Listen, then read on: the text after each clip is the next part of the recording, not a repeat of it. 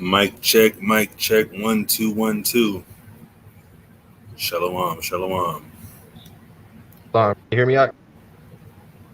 We all here and the gang is all here, it seems like. Let me see.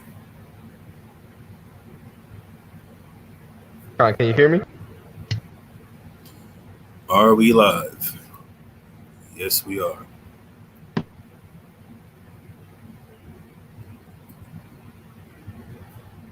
Y'all can hear me? Give me 1 second.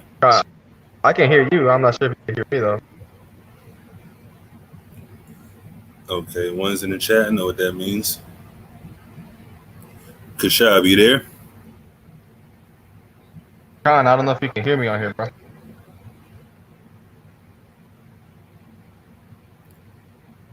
I can't hear Kashab, if that's the case.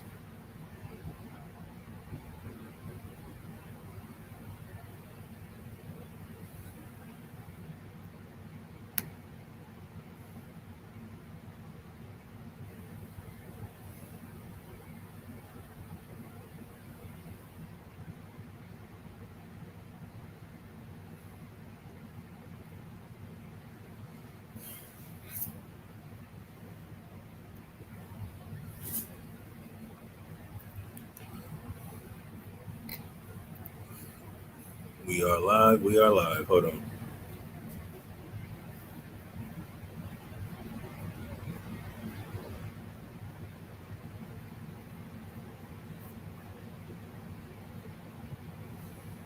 Can you hear me now? Sorry. Hello? You can't hear me? Kashab. Morning, I don't know if you can't hear me on here? Oh, what the hell? I think I have my computer on mute. I'm tripping. So again. All right, Burn. Well, first and foremost, want to give all praise, honor, and glory to Yahweh Ba'ashem Mashiach Yahushai. First things first, just a little update on the title. The officer Hairstyle was supposed to give a presentation on Northern Kingdom history, but he can't get on the live for some reason. So I guess we'll go a different direction, but I still want to bring out a little bit since I have some books on it, but I'm just going to present what I got. This is a book. Y'all see the title, The Reservations. You know, you got the Native Indians in the regular, custom garbs. And then they got the modified Native Indians after they got conquested, in a sense, where they were made to be look like white men for the most part, dressed like white men. So whenever you see our ancestors in these suits, just know the white man got to them. That's why niggas think they, classy or whatever you want to call it. I guess you can call a man classy look or GQ, whatever the case may be, wearing a suit and shit when that shit's not it. That's not our custom. We have our own flavor, when we come out the hoods or whatnot. Yeah, we can definitely answer questions, but this ain't it. This nigga in the suit ain't thinking like his ancestors. That's a fact. But our Northern Kingdom brothers, I'm a Northern Kingdom brother as well, but the ones that were literally conquested in the Americas first, the Native Indians, Puerto Ricans, things like that, and obviously that brother left. But obviously, our people have this syndrome. They went from here to there in no time. So I'm just going to this book real quick. I got a lot of other books, but like I said, I wasn't necessarily planning on going in by myself. So I'm just going to bring out just a few pieces of information in this particular book about the reservations in our Native American history. I'm just going to read right out the book, and some things correlate to the scriptures, obviously. And Lord willing, y'all edify. I'm pretty sure y'all familiar with a little bit about it already, but let's see. Where do I want to start? 1 second. Actually, let me hold it up for Hazah. Or not Hazab, but Kashab, Salaki. I guess I can take some questions first. Bob, I think he was here last time, but go ahead.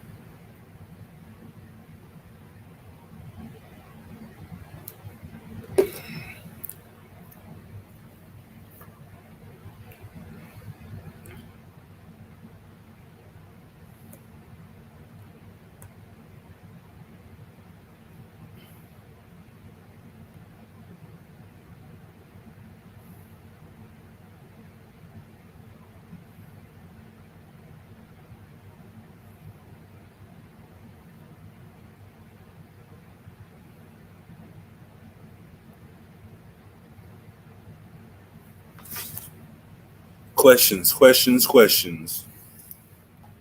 Before I go into this book. And I plan on doing it obviously more frequently because, the Bible is obviously prevalent and most important, but the history coupled with the Bible is always, how we get further, into this truth, and know that it's true. We're talking about it specifically all these years later.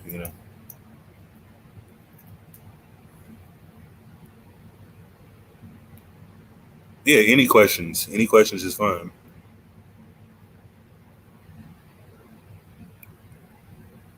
Kind of like and share the stream, Baba Kusha. Like, share, subscribe if you haven't subscribed. I will be changing the title, but ain't nothing major.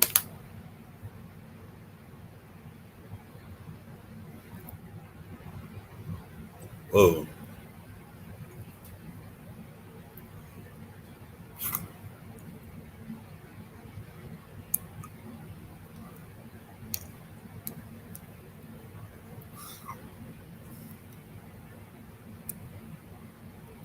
Kashab, you there? Khan. All right, Khan. Yeah, I'm just waiting for this brother's question, and I can go into the book. Khan, for sure.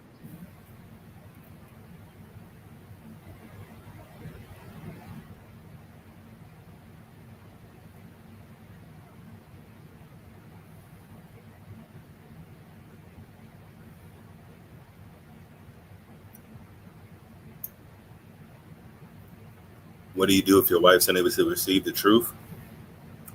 Well, it's not up to you if she receives it or not.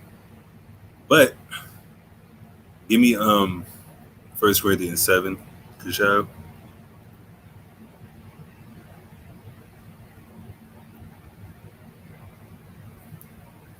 Khan. All right. You know what I want? Yeah. Let me see. You want verse 14? Or do you want me to start from before that? Yeah, start at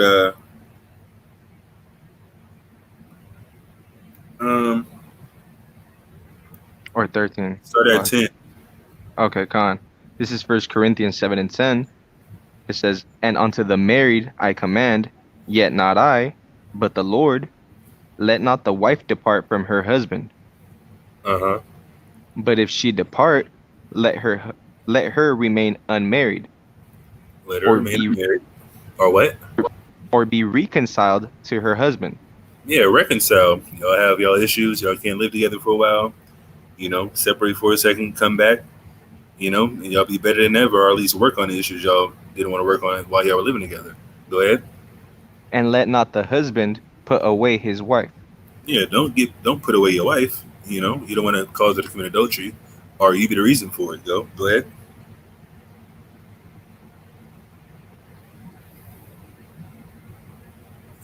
Keep going. Kashab. Khan, so can you hear me? Yeah, go ahead. Okay, Khan. It says, "But to the rest speak I, not the Lord. If any brother hath a wife that believe not, and Yeah, if she your be wife don't pleased, believe, this is your particular instance, Bob. You go ahead. and she be pleased to dwell with him, Yeah, let that's the him not." question. Is your wife pleased to dwell with you? Hmm. If our spirit bears witness, but her spirit seems to be unable to receive it, what does that mean? that means the Most High ain't dealing with it right now. It ain't up to you, like I said. I mean, that happens to a lot of people in the truth. The woman comes into the truth. The man's like, what? Like, what the hell? Like, man, please. The husband comes into the truth. The girl's like, what? Like, nigga, you tripping. It's not uncommon. And then they separate from there. But if they're already in the truth, or if you're in the truth and she's not in the truth, and she still want to be with you, then let that be. Like, if she's still cool and she not being a demon, obviously, which is, not necessarily the main factor, but you're not supposed to put her away now that you know the knowledge. And she knows knowledge and her brother doesn't, want to hearken to it, then she shouldn't leave him, especially if he's an Israelite, obviously. We're talking about Israelites only. But that's the question. Sometimes you don't know. What if he married someone who was married prior? If y'all weren't in the truth at that time, then it doesn't matter. Like, that's why Yahushua always says we're an adulterous generation, because we all, since we lost our identity over thousands of years, we didn't, quote unquote, married plenty of people, men and women alike, and we all would have been put to death by the carnal law if it was in Israel. But once you find out sex is marriage and adultery and things like that, like, you shouldn't be doing that willy-nilly. But like I said, once you come into the truth as a man, your wife's an Israelite, you shouldn't be just so quick to not deal with her if she's a demon. You should definitely try to instill information into her, and also be patient with her, because the Most High was patient with you before he brought you into the truth. And you're still not perfect at this very moment, I'm sure. If you're still learning and going through the motions and working on different ailments and imperfections and whatnot, you definitely got to be patient with yourself as well as your wife, because you want the Most High to be patient with you and forgive you for things that you might do in the future. But as far as being married on paper, like I said, that doesn't necessarily mean anything in reference to the laws of God. But if somebody was married on paper and you married her afterwards, as long as they're not on paperwork, then that should be fine.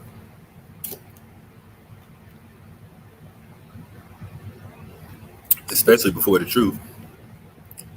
But if you don't know if she's pleased to go with you, well, that's what I mean. Like, if she don't like to be around you, I'm pretty sure it's because you change your ways. But if she's still there, I mean, that definitely means she has some type of liking to you.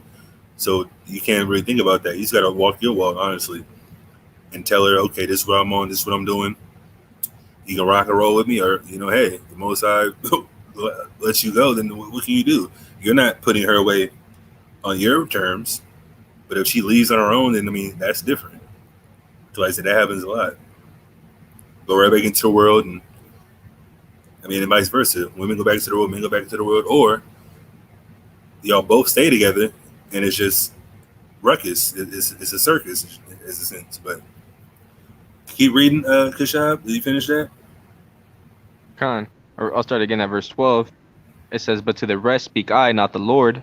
If any brother hath a wife that believeth not, and she be pleased to dwell with him, let him not put her away. Go ahead. And the woman which hath a husband that believeth not, and if he be pleased to dwell with her, let her not leave him. Go ahead.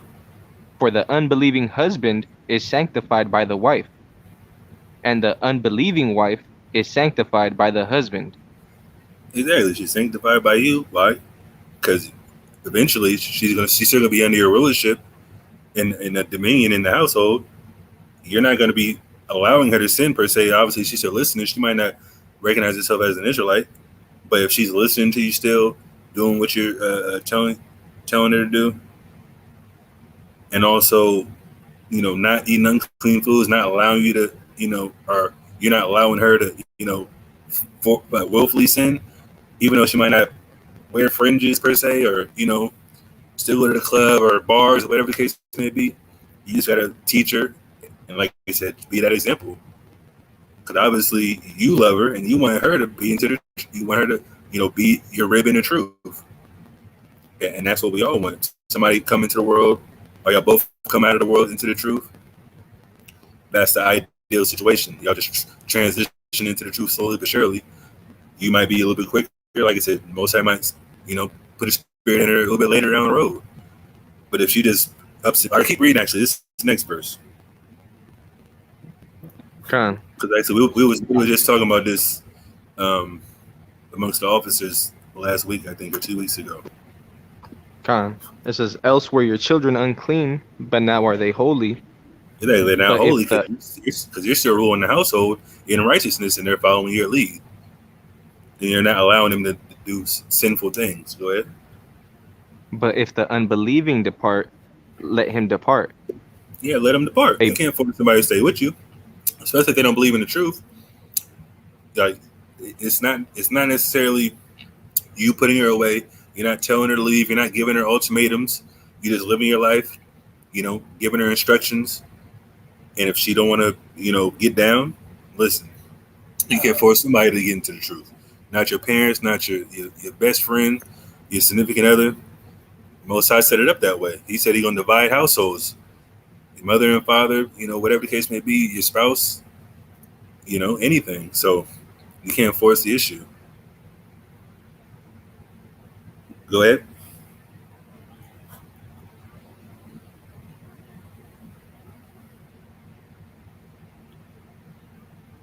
Good job. Con, I'm talking. I don't know if you can hear me. I can hear you now. Okay, Con. It says, a brother or a sister is not under bondage in such cases, but God hath called us to peace. Yeah, he called her to peace, a peaceful thought process moving forward. So like I said, if somebody's being a headache and being a demon, which is, I said, not necessarily abnormal. Like I said, there's men that's demons. I've heard plenty of stories. I've been in this truth 5 years, and I've heard plenty of stories of niggas acting crazy towards their rib, treating them like dog shit. Excuse my French. Doing whatever they want to them. Niggas that hit and quit, all that type of stuff. Women that act like demons, obviously, like I said, but men are a little more reasonable, in reference to just being patient and not necessarily having things get to them. But if she's still around and she's still acting like a demon, like I said, that might be your judgment. It's not necessarily a death sentence, because like I said, the Most High can change anybody over time, but you still got to live your walk. And if she's still with you, riding with you, whether she's being a thorn in your side, another 5-6 years, like I said, Most High set it up that way for you. You got to endure that, endure that to the end. You see? You got something else? Even the next verse on there too. Go ahead. This is verse 16. For what knowest thou, O wife, whether thou shalt save thy husband? Exactly. So if the unbelieving husband is still with you, or if they leave, you don't know if you're going to save them or not. Like I said, they can still be with you up until the end times, to the sky crack, and they can still get caught up in that second death for, the martial law, whatever the case may be. Wherever the Most High got set up for them, if they with you, even though, like I said, you might not be the perfect relationship, Most High gonna judge them right when that time comes. And like I said, you as a woman enduring a man that's treating them wrong, or things like that. That might be a particular judgment the Most High got you going through, as far as your endurance and your peace in your home. Obviously the worst mostly speaks about women, badgering men and verbally, things like that, and it's all through Sirach, certain verses like that. And like I said, men aren't perfect, women aren't perfect, but at the same time, if you're in the truth and you love your significant other, whether they're in the truth or not, as an Israelite, you gotta love them accordingly, period. And like I said, nobody wants to be treated badly or unfairly.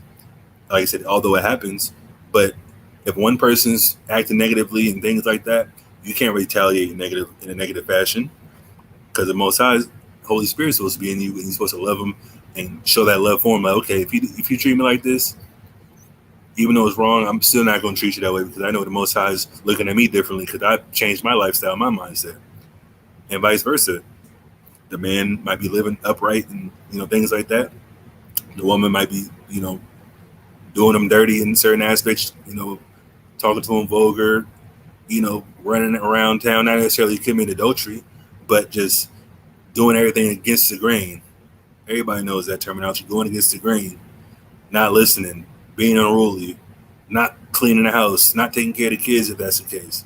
It's all part of the Most High judgment, even though, like I said, you're not necessarily, having any physical things happening, but it's all a mental thing as well, because that's the main thing you got to control, your mental space and change your thoughts. So walking is light of the law, But ultimately, you definitely have to stay patient. So like I didn't read that. You definitely have to stay patient. If she denies you as your head, like I said, it doesn't matter. If she's still there, she's there with you. Period. She can say what she wants until she leaves. Because obviously, if she ain't left yet, you got responsibility for her. And if she leaves, and you can't put her away. But like if she leaves on her own, what can you do? If she comes back, obviously you're gonna have to do some inquiring and inquisition. See if she slept with somebody else. Like I said, that's happened a couple times that I'm familiar with. But it's all about your walk and you being that light to everybody else, including your spouse, whether they believe it or not. Like I said, I remember Chief gave a testimony about his one of his friends that basically told the truth about dude and coming to the truth 4 or 5, 6 years later. So what can you say? Your spouse might be with you that entire time as well, 4 or 5, 6 years, and then it finally just connects. Like, man, I'm tired of doing this. I'm tired of living this way. Most probably might put her through something like, man, like you told me something about that a few years ago, and it just clicked. And then the Most High might be dealing with her, plant that seed, and let the Most High do the increase, as it says in the New Testament. So,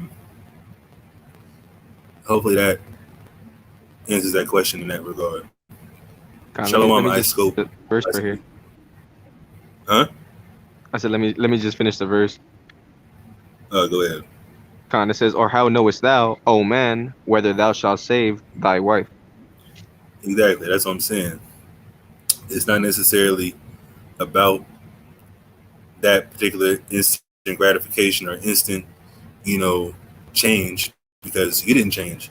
I didn't come into the truth until I was 31, So 31 years of madness and sin, I can't look at somebody else as not in the truth, but oh man, most I ain't dealing with them. Even though I can say it, but fast forward 2 or 3 years from now, I might see him online in the camp video, whatever. Like, oh man, like there was a brother that we used to get on what was it called?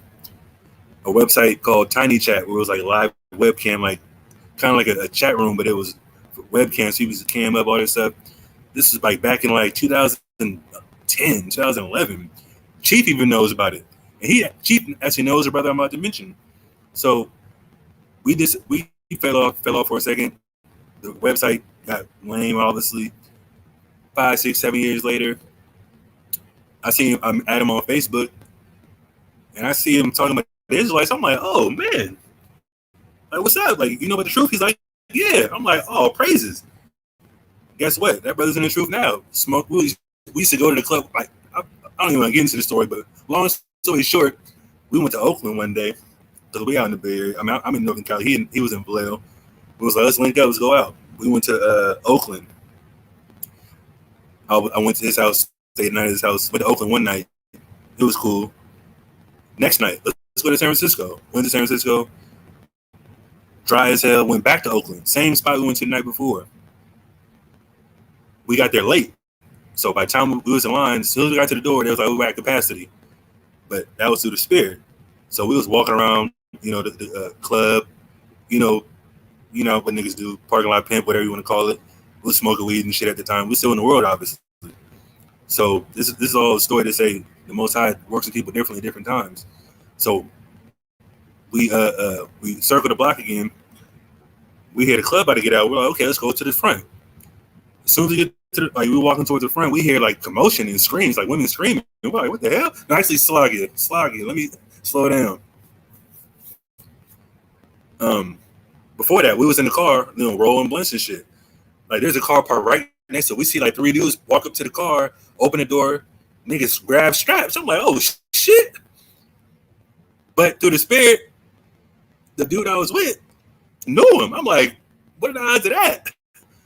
we was in Oakland, mind you. He's from Vallejo. I'm just like, what the hell? Like, that's crazy how the Most High work. Like, we were in the truth at the time. I was thinking, it's like, damn, like, this nigga knows all three of these niggas that just grab guns. So, like I said, after this, that's when we circled the perimeter. So, in the back of our heads, we weren't even thinking about nothing. So, by the time the club let out, like I said, we heard commotion. Then all of a sudden, shots ring out. I'm like, oh, shit. And we run, duck behind cars. Everybody running out of the club. Everybody running to their cars, tires squealing, people peeling off. So we're like, damn, like we parked like across the way, so we couldn't cross where we were because there was people. That's what they were shooting at. So we go around the other way, walk around the further side of the building, go all the way around, go to another part of another little section. I don't know if it was another club down the street, but we was just sitting over there like, damn, like I don't know what the hell happened. But in the back of my mind, I'm like, damn, it's probably them niggas that we just seen. But like I said, through the spirit, the brother I was with knew him. So we was like, okay, I know they ain't gonna shoot at us. So I was like, damn. So we stood there for like maybe 15, 20 minutes. Mind you, we're in downtown Oakland, California. You think the police came? No. So they care about blacks and Hispanics. It was a black club, The police did not come for 30 minutes at least. What happened 20, 30 minutes later? More gunshots. I'm talking about 20 minutes later, after that. No police, no nothing. More gunshots rang out. I'm like, oh my goodness. And this time we was closer to the spot, so we had to duck because I know who was shooting, where it was coming from. So we had to duck down and like prepare for for anything. Bullets don't got no names, So that was a crazy story. But like I said, fast forward to this day, that brother's in the truth. I'm in the truth. We wasn't necessarily, I'm not gonna say we weren't being wicked because smoking weed and doing what we was doing was wicked, but at that particular instance, that just goes to show the Most High can spare you of worldly judgments to bring into this truth. So you being with a wife or, a wife being with a husband or, boyfriend, girlfriend in that regard, you got to be patient with them because the Most High could judge anybody at any time while they're in the world or in the truth. There's a few people posts that I've seen about people dying in the truth. Like I seen somebody last week, or two people last week that was in the truth that supposedly passed away. I'm just like, man, and it's heartbreaking because, like I said, we all, doing quote unquote the righteous things of the law, and it's like, damn, like I hope he wasn't, doing them behind the scenes, but you never know. Only the Most High knows. So it's just about, hey, you got to be humble enough to recognize, hey, my shit stink too, to get the mote out of your own eye and beam out of your own eye, as Yahweh said. So I'm not saying everybody's working that way, but when it comes to relationships, like it says in give me I think it's a Galatians 5. Dishab.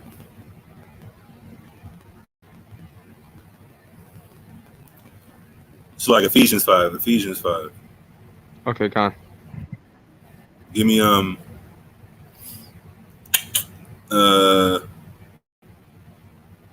and 28. Con, this is Ephesians 5 and 28. It says, so ought men to love their wives as their own bodies. Exactly. You love your wife as your own body. You're going to treat your own body right. You're going to wash it, dress properly, put the finest ointments and lotions and creams and, whatever the case may be, cologne, the flyest gear on you, you're going to work out, get fit, all that type of stuff. Go ahead. He that loveth his wife loveth himself. Exactly. If you love your wife, you love yourself. That's a reflection. Divorced 2 times over, Northern and Southern Kingdom, but we all get redeemed by the we're gonna be the new bride to Yahushua, ruling the earth. But that just goes to show, hey, you can't expect, how do you say? You get more sugar with honey than vinegar or something like that. But anyways, people that think they can, just treat your wife or, a certain way and not get the consequences of it, like it doesn't, it's not going to be good for you because it doesn't show that you love them, especially if you claim to be in the truth. Like, listen, I can tell you some testimonies of some crazy stories of brothers just doing crazy things to their wives, beating them, kicking their stomach while they're pregnant, like all types of crazy stuff, bro. It doesn't make any sense. It's like, bro, how are you in the truth acting this way? But like I said, this scripture alone disproves if you love your wife, you're gonna love yourself. You're gonna treat your wife exactly how you want to be treated, just like that law says. Love your brother and neighbor as yourself.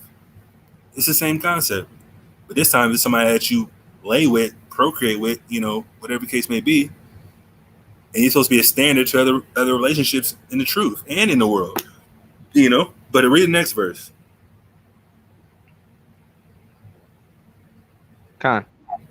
So it says, verse 29, for no man ever yet hated his own flesh, but nourisheth and cherisheth it, even as the Lord the church.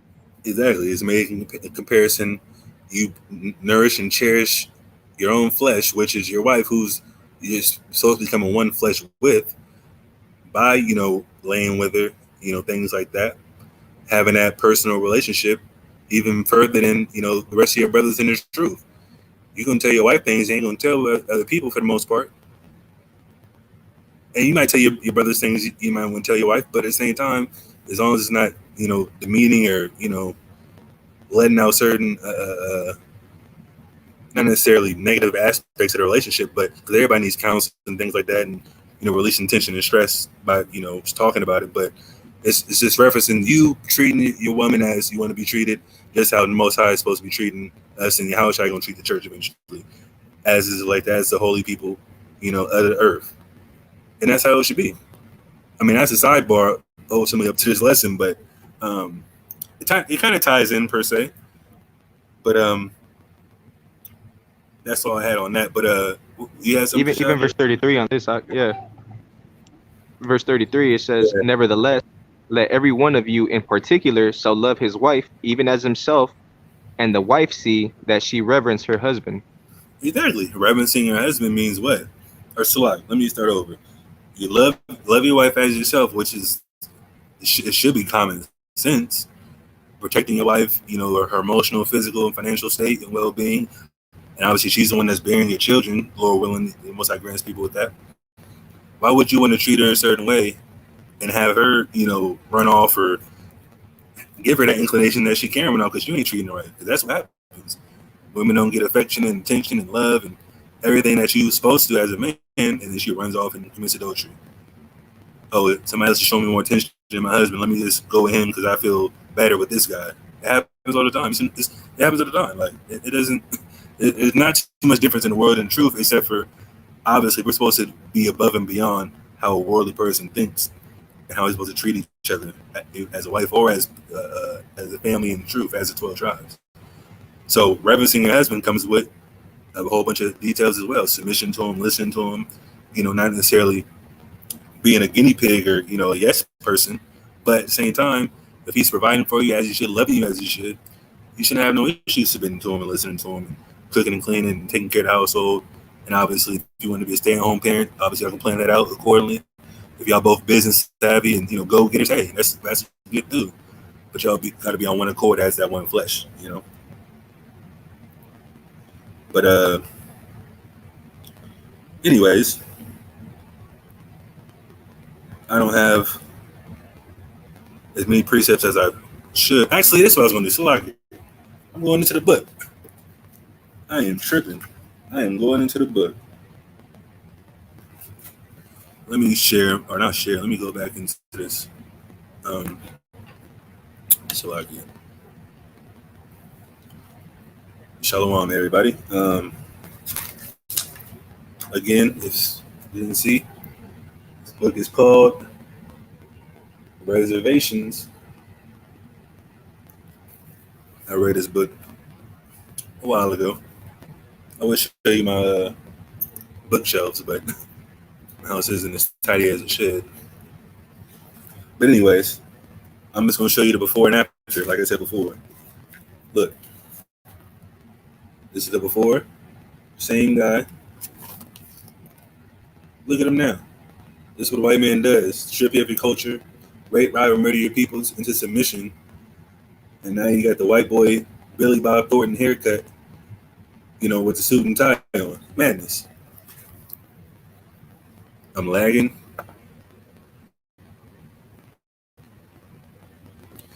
believe it might be your connection, my good brother.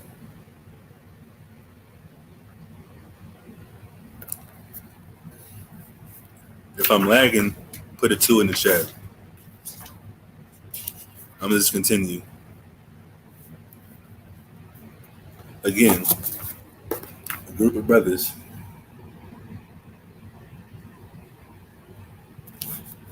Fast forward,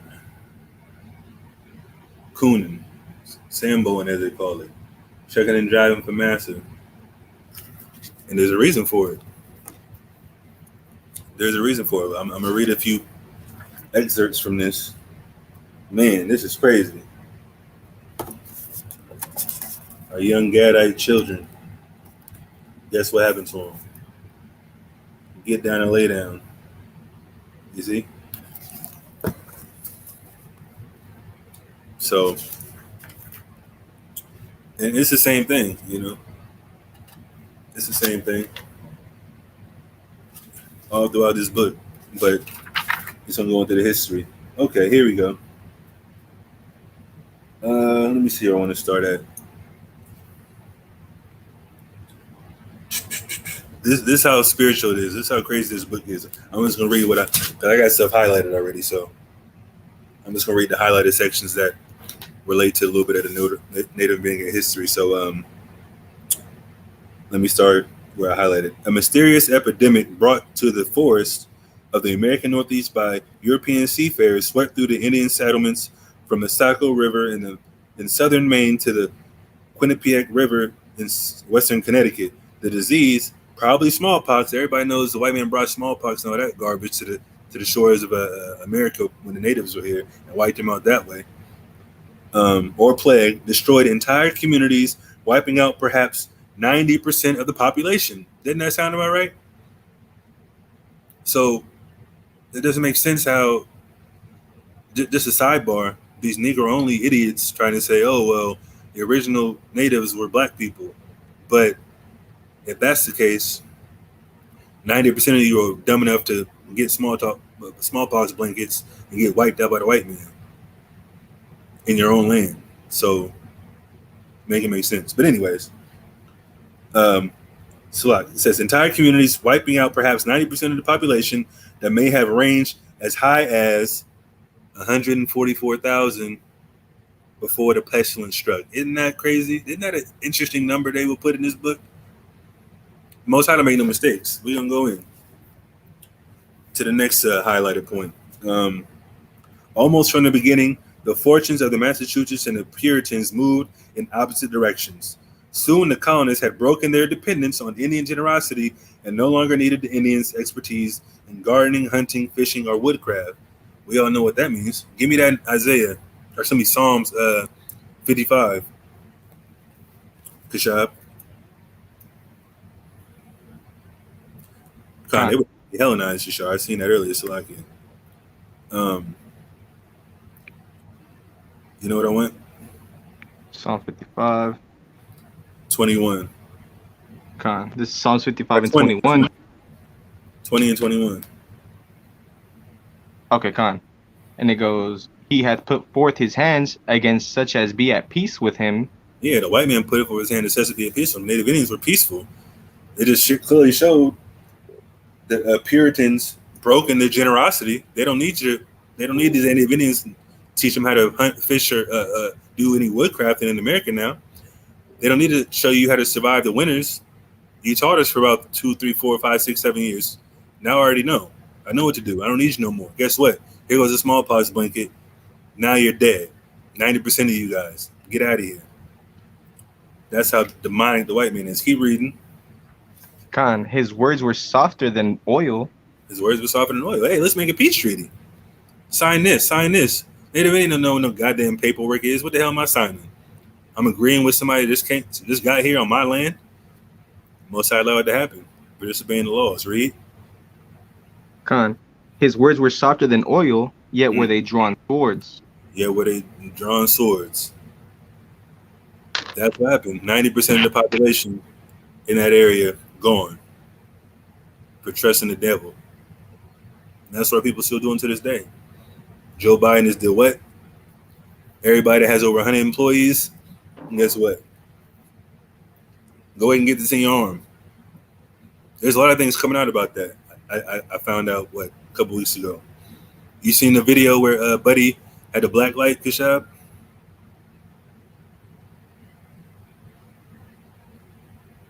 La. You didn't see it? Nah. All right. Well, there's a dude that got the shot, the jab, and took a black light to his arm, and it's glowing now. The spot where it's injected at is glowing, and then the rest of his arm, because it's in his bloodstream now, the rest of his arm was glowing. So it's like, what the hell? They putting some type of dye in the serum or whatever it is. So that way, now, instead of having a card to show that you got the vaccine, whether you have it or not, or if you lose a card, what am I supposed to do? So now, guess what? They're putting black lights as far as street lights. That's what they're replacing them with. So if you say you got the shot, all you gotta do is, okay, let me get this black light, put it on you. Don't worry about the card. Let me get this black light. They can see who got the dye in them in their bloodstream. So that way they're gonna stay ahead of everybody. That's what I'm saying. This devil got tactics. So, like I said, there's a video showing black lights showing up on street corners. This dude showed videos like, yeah, it was dark outside, so a black light it shines differently. You know that, right? So the dude was like, yeah, there's a black light over here, black light over here. So I'm just like, damn, that's how they're gonna do it. That's how they're gonna prepare everybody for the mark of the beast. You get this jab, okay, now we're gonna know who takes it.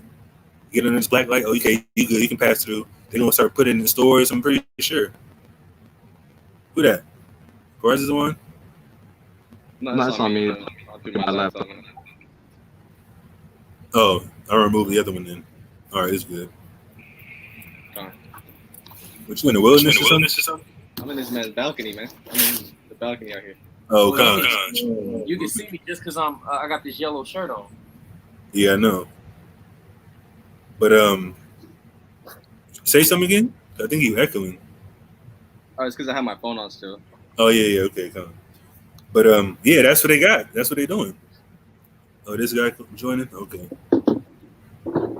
All right. Hold on. Let me.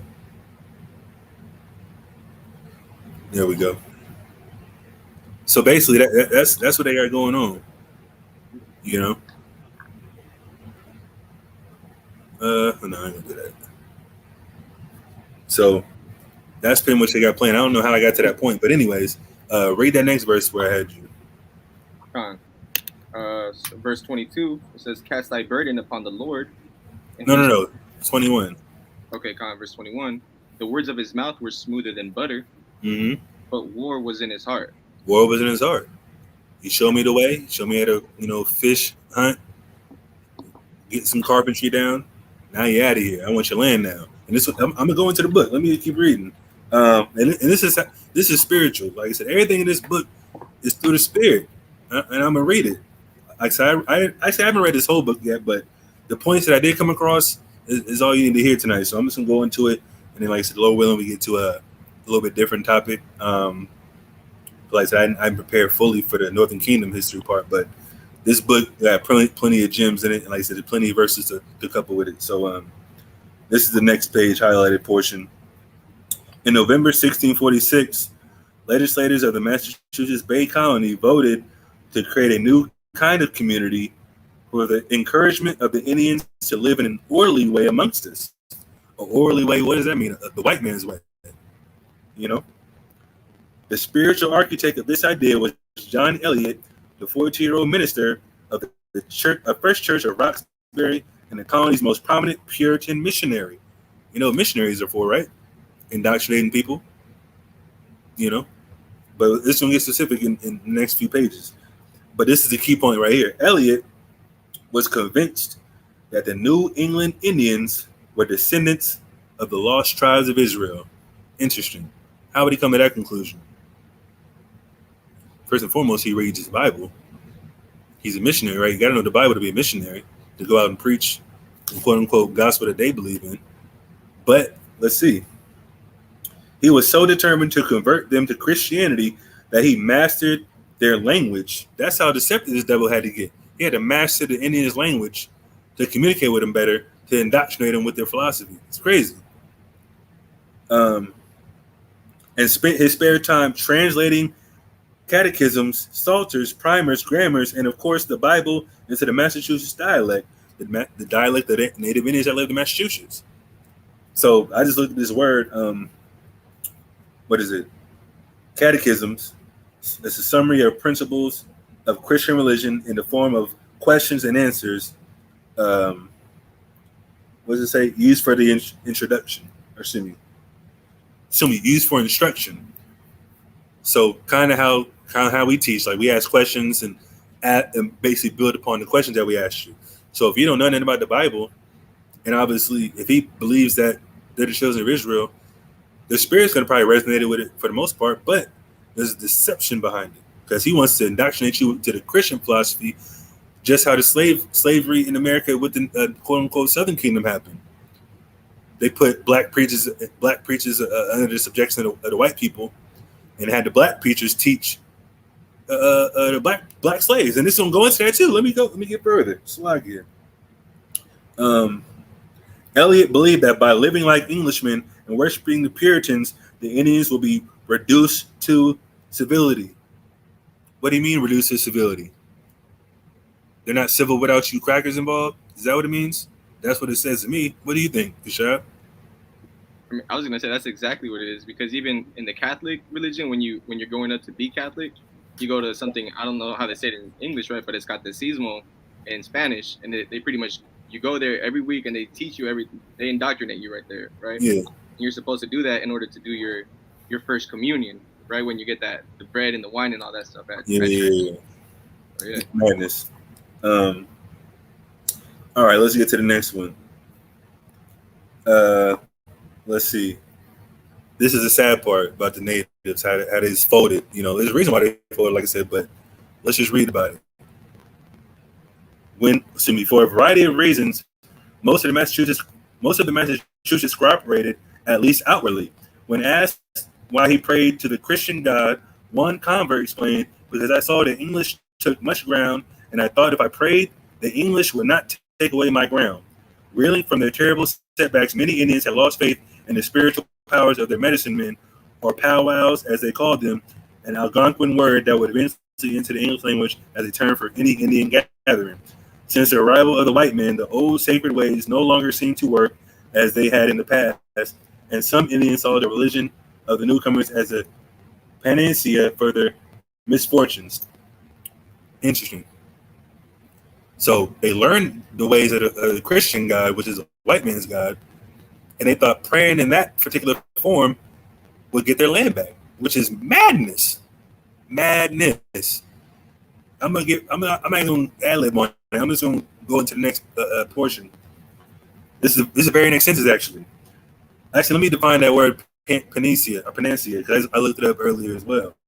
It means, so let me read it again, actually. Indians saw the religion of newcomers as a panacea for their misfortunes. A panacea for their misfortunes. What does panacea mean? A solution or remedy for all difficulties or diseases. So we're going to conform or convert in order to be as a remedy for their misfortunes. I'm just going to do what they say now because they're taking our land and killing us like we're nothing. Like that's a better option. Conform to them further after they already deceived you. Or people do that all the time. You see that in the music industry. Black men wearing dresses, being quote unquote role models for people. Negative. Cardi B, Megan Thee Stallion, all these other women scantily clad, talking about WAP and all this other garbage. Like they're pushing this to the forefront because our people are so lost in the sauce and so enamored by entertainment and celebrities and worship celebrities, which is real idolatry. You know, just because you rap good doesn't mean I have to listen to everything you say or dress how you dress. Doesn't make any sense. But guess what? These Indians thought, okay, well, they already got our land. They teaching us how to pray and all this other stuff. Let me just go with that and see if that works. No. Most High already got you judged already. He allowed it to happen. But just the mindset alone just goes to show, okay, well, fast forward, This is what, 1600s or something like that. 2021, we're still doing the same thing. Go to Christian church, believing in the white man's religion, which is Christianity. Any other type of Christianity, Mormonism, Jehovah's Witnesses, Baptist church, whatever the case may be, it's all the same. Conform to the white man's God, pray his way, and maybe the neighborhoods that we live in will be better. But in all actuality, they don't care, because everything they think about is love. Like, everything's all love. Whatever they do, love beats it. Jesus got it. Don't worry. I'm just gonna live my life, and Jesus got everything. Guess what? Jesus has got everything. He's gonna kill people that think like that. When I return to the laws of God, if you're an Israelite, period. And he says we're gonna be hated for his namesake. That's why people hate the Israelites. Nobody hates Christians. Nobody. You might see some Muslim countries killing them over there because Muslims are more prominent over there. The Arabs, they can do whatever they want. Shalom, everybody. Long Beach, Akim. You know, you gonna say something, Kashab? I was gonna say that's like the same thing that's been going on since then. That they're literally selling their soul to the literal devil now. You know what I mean? It's not even no spooky thing. It's you're selling your soul, doing exactly what the devil wants. Exactly. Conforming to the image of the beast. It's plain and simple. So this is the next highlighted portion, the very next sentence. Most of them, however, submitted to the Puritans as a means to helping themselves build a new life. Doesn't that sound familiar too? One that would allow them to retain as many threads of their traditional values and practices as possible. So we can conform to the point where, okay, well, we're going to do exactly what they tell us to do while also trying to practice our customs. Did that work? No, we gonna get to it. Don't worry about it. We gonna read the highlighted portion that I read, and it's gonna go into exactly what the Bible's talking about. Give me Ezekiel 17. So this is the next highlight portion. Eliot gave shape to what he called a Christian commonwealth, promising to fly to the scriptures for every law, rule, direction, form, or whatever we do. He extracted from the book of Exodus a hierarchical scheme in which elected Indian leaders would supervise groups of 10, 50, and 100 of their people. We know what that's talking about. How Moses got overwhelmed by leading the people of Israel. I mean, let me just set up captains and officers and things like that in the wilderness because we're millions of people deep now. I can't control everybody. I got to have elders and people in authority to basically circumvent, rules and regulations individually by my authority, obviously, but they're going to divvy out the instructions as well, because obviously the nation of Israel got to have more structure than this one person leading. Everybody got to be held accountable and trustworthy. So that's what's going into. And it's crazy how to use a Bible, set it up that way. It's crazy. But let me see.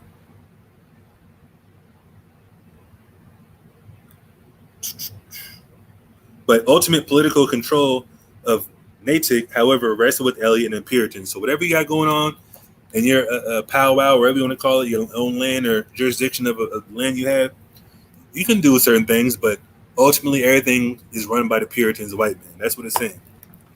Next highlighted portion. The Indians of Natick clung to as many aspects of their former ways as the Puritans would tolerate. Many of them equated the Puritan requirement of daily prayer and regular worship services with their own daily rituals for bountiful crops, game animals, fish, and wild plants.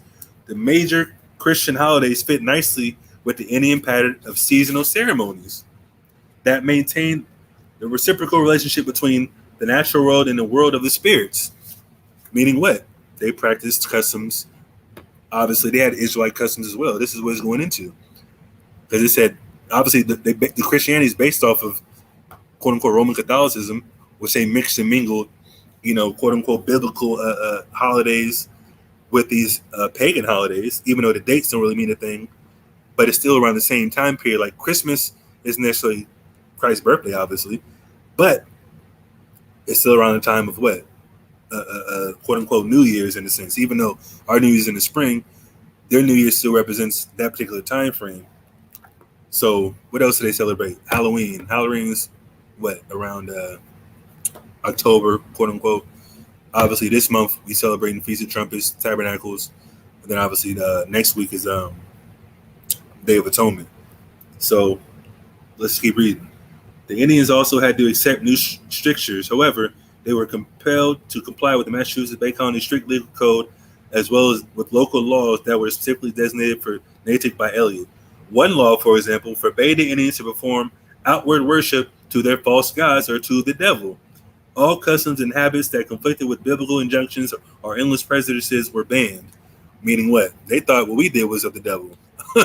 Even though Native Indians worship, the land and elements, things like that, the birds, which is all wrong, but they still had traces of Israelite culture that the Puritans, the white man, was like, nah, we got to ban that. If you're not worshiping the God how we want, hey, you got to get up out of here. So let's see the examples. These included gambling. This is an example of gambling in the Bible with Samson. Polygamy, which is also in the Bible, and premarital sexual relations. Those are all in the Bible. But wait a minute, polygyny is in the Bible. It's not necessarily what everybody has to do, but it's in the Bible. It's a big controversy about it in Israel. Like I said, to each his own. Some people don't want multiple wives. Some women don't want to be a second wife. Fine. Get a person that doesn't want to do that. Not a problem. And premarital sexual relations. Wait a minute. By the Christian standard or doctrine, you got to have a ceremony and then have sex. Like, you can't have sex until you're married, which is their belief, which is getting a ring and paperwork, things like that, which is in the Bible. So we believe sex is marriage. Obviously, you can still get paperwork attached to that, have a ceremony and things like that, which is fine. But ultimately, becoming one flesh doesn't involve paperwork, doesn't involve a ring. It belongs a vow between you and the Most High, and obviously a connection with that significant person that you're with. That's all it's required for the most part. Ceremonies. What's that? If I could add on that too, you're still asking for permission from the devil, so that you can get married, so that you can be fruitful and multiply. That's crazy. Compared to you rather just getting that woman and you making that bond and laying with her, you gotta ask someone else for permission for you to marry that woman now. Exactly. And just simply speaking, a piece of paper ain't gonna keep nobody with you. That's a fact. There's legal properties to it and legal things that people do it for, which is perfectly fine. Somebody gets into a coma or has some type of terminal disease. They do it for that reason, because nobody has jurisdiction over them. If the parents aren't around, the wife has to have that decision, or the husband. But just like he said, why would you want to go through the white man's court system to have everything under their jurisdiction? Like I said, that's why people go through hell as well. Like, people get married on paper, don't work out, but guess what? Oh, we're on paper right now. We got this business, we got houses, we got kids. Now we got to split it up and let the white man decide what happens. Things like that, as far as visitation and what's it called, alimony and child support.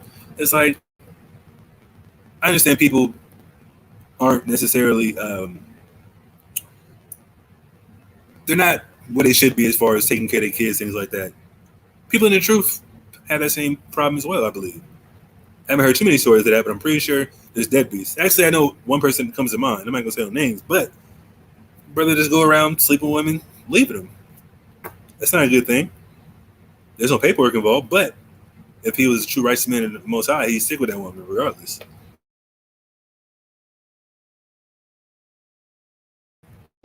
That's why you got to be specific about, in particular, about who you lay with, because even though some people don't believe sex is marriage, it's still a spiritual thing that's going on when you lay down with a person. And I actually seen another article. I've heard this before, but how women retain the DNA of every man they sleep with, as far as semen and things like that, and they take on those particular what's it called? Not necessarily traits, but with the DNA in them, they start acting a certain way, and that's scientific facts. But let's keep reading. The Indians were also pressured to anglicize their names. So change your names, change your customs, change your God, then you can come on in. And before the English allowed them to establish a church, they had to prove before an examining board of Puritan elders that they possessed a substantial knowledge of the scriptures and Calvinist doctrine. Isn't that crazy? You got to become a Calvinist in order to start your church without the white man overseeing you. You got to go before them. That's like that. That's a theologian school, right? Ain't that it? Doesn't that sound like a theologian school to you? Learning how to become a preacher. You got to know everything that we taught you in order to start your own church. That's the same thing. This is back in the 1600s. It's crazy. Let's keep reading. So basically, it goes into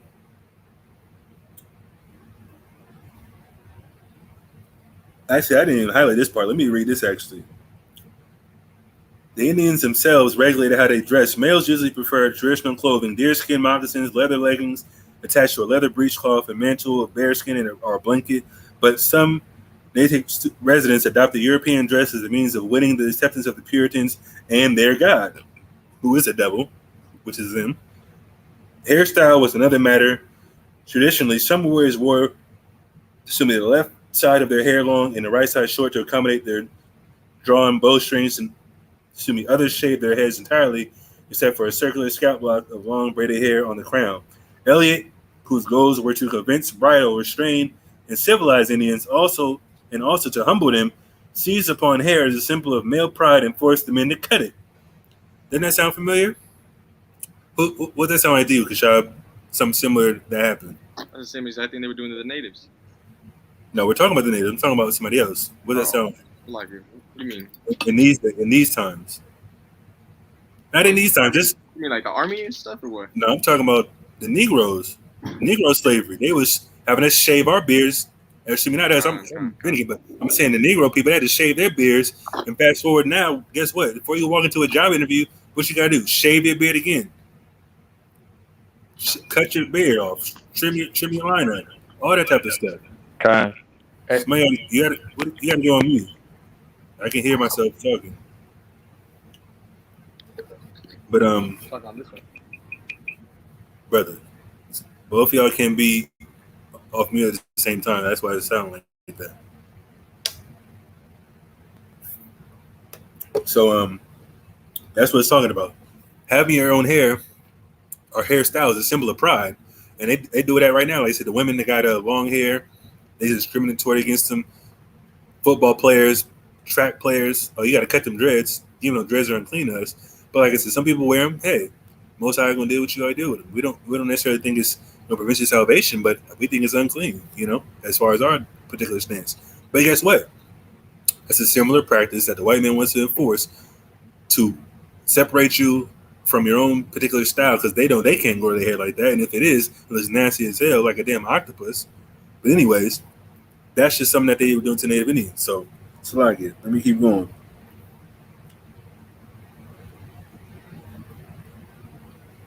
They will wear their hair comely, stated one town law, as the English do. So that's why you see the Native Indian in the beginning, where I showed you his hair combed over like a damn hillbilly, instead of having his long locks and whatever long hair as his ancestors used to wear. And they called that comely? Yeah, right. He said the Billy Bob Thornton cut. It's madness. So there's a lot of information in this, but this is one book, like I said. But Could I say something? Go ahead. It's funny because like all that, it's like they with them being the wicked, they just be making an excuse pretty much to just perform the same things in Egypt. Because like the whole suit and tie stuff, I remember I actually learned that from an Edomite. He was the one that actually taught me what the whole suit and tie thing was about. We already know everything. This is the new Egypt, so the whole suit and tie thing has to do with penis worship too. Putting the penis around. Yeah, I know, it's upside down phallus. Yeah, like it's crazy. But take off. All right, I'm just gonna take you out. I'm just gonna remove you. Yeah, that's all I was saying. I was like, yeah, they try to say like that's us trying to look clean, trying to be like them. Like everything they do is just about being foul and wicked and disgusting too. Yeah, exactly. Like I said, every time I see somebody with a tie on, I'm like, brother, don't even know what's going on. like I said, it's just like you look at a Washington Monument. You look at the tie; it's upside down. It's hanging down. Like it's the same thing. It's just not an actual built structure. It's just a symbol. But anyways, let's keep going. Let's see. In one dialogue, for example, the Indian asks, "May not we rather think that Englishmen have invented these Christian stories to amaze us and fear us out of our old customs and bring us to stand in awe of them, that they might wipe us out, that they might wipe us off our lands and drive us into corners to seek new ways of living and new places too, and beholding to them for that which is our own and was ours before we knew them. Yet members of the native community became Elliot's most effective missionaries." So they indoctrinated enough Indians to believe this nonsense that they started indoctrinating their own people. This was happening today. Same thing with the Negroes. Nat Turner was the example at one point in time. He was a child preacher. Then he woke up and started slaughtering the crackers, for a few days, I guess, whatever the case may be. But that's what's going on right now. T.D. Jakes, whatever. What's the dude's name? Eddie Long, that fruitcake, having sex with boys and all that garbage. What's the other famous dude? What's the little singer dude? I forgot his name. Dude's a homosexual. Crazy. But anyways, that's the same thing that's happening. Northern and Southern Kingdom history in the same aspect, the same type of practices that they push on. The same thing. Actually, all these white people are related. They're all Edomites. They all have the same mindset. Destroy and conquer, indoctrinate, so then we can destroy ourselves afterwards. Let's see.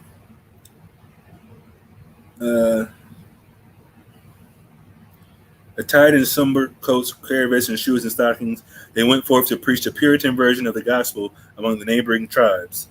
So these missionaries from the native tribes went to the tribes to indoctrinate them. Dressed like a white man, look like a white man, with the same doctrine. Madness. It all makes sense. But that's what's happening 400 or 500 years later. Same people in charge, same circumstances. So let's keep going. I'm gonna skip a little bit ahead. Basically, long story short, they created something called praying towns. So there was praying towns where native Indians were praying, and they were pretty much following the doctrine. They weren't necessarily rebelling at one point in time. But let's read what happens to them after they submit. The town survived until 1675. Talking about the praying towns. So there was like 2,200 people here, 1,600 people here, 2,600 people here on the islands, Martha's Vineyard and Nantucket. The town survived until 1675, when the Indian converts felt the full wrath of colonial resentment during the bloody uprising led by the Wampanoag Sacred Metacomet, known to the English as King Philip. Even though most praying Indians remained neutral or allied themselves with the English, the colonists held them equally responsible for the war. So even though you got indoctrinated, even though you dress like a white man, you're not white. We're going to kill you. That's what's happening. 10 of the praying towns were destroyed during the fight. 10 of the praying towns were destroyed during the fighting. Afterwards, all those Indians who had not been killed, sold into slavery, or driven out of the region were confined to the 4 remaining praying towns, which had begun as sanctuaries, now serve as internment camps for the remnants of the southern New England's entire native population. Native Indians were in slavery. Wait a minute. Let me just give you the book title again. The Reservations. Reservations are slavery, ladies and gents. It's crazy. And they're not Negro, are they? I didn't see any Negroes in this picture, so I'm not sure what these Negro-onlys are talking about. There's definitely Negro Native Indians, the Reubenites for the most part. Creek and things like that. But all of them were Negro. But this just goes to show how much of a devil the white man is. So even though you succumb to his ways, even though you indoctrinate your own people, even though you pray to his God, you don't look like me. So guess what? You gotta go. That's what's going to happen. So all these Israelites that want to be buddy with the white man and let them marry Israelite sisters and vice versa, it's not going to be a good look when Mosiah sends his son back, man. Give me that in Isaiah 13 and 15.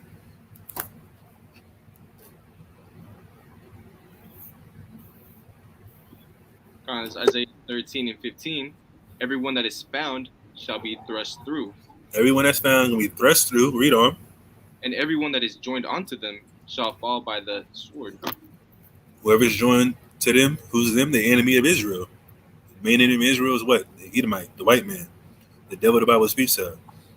If you're joined unto him spiritually, physically, not necessarily financially, because you can break that chain anytime, but if your mind's intertwined with them, you're gonna fall by the sword, period.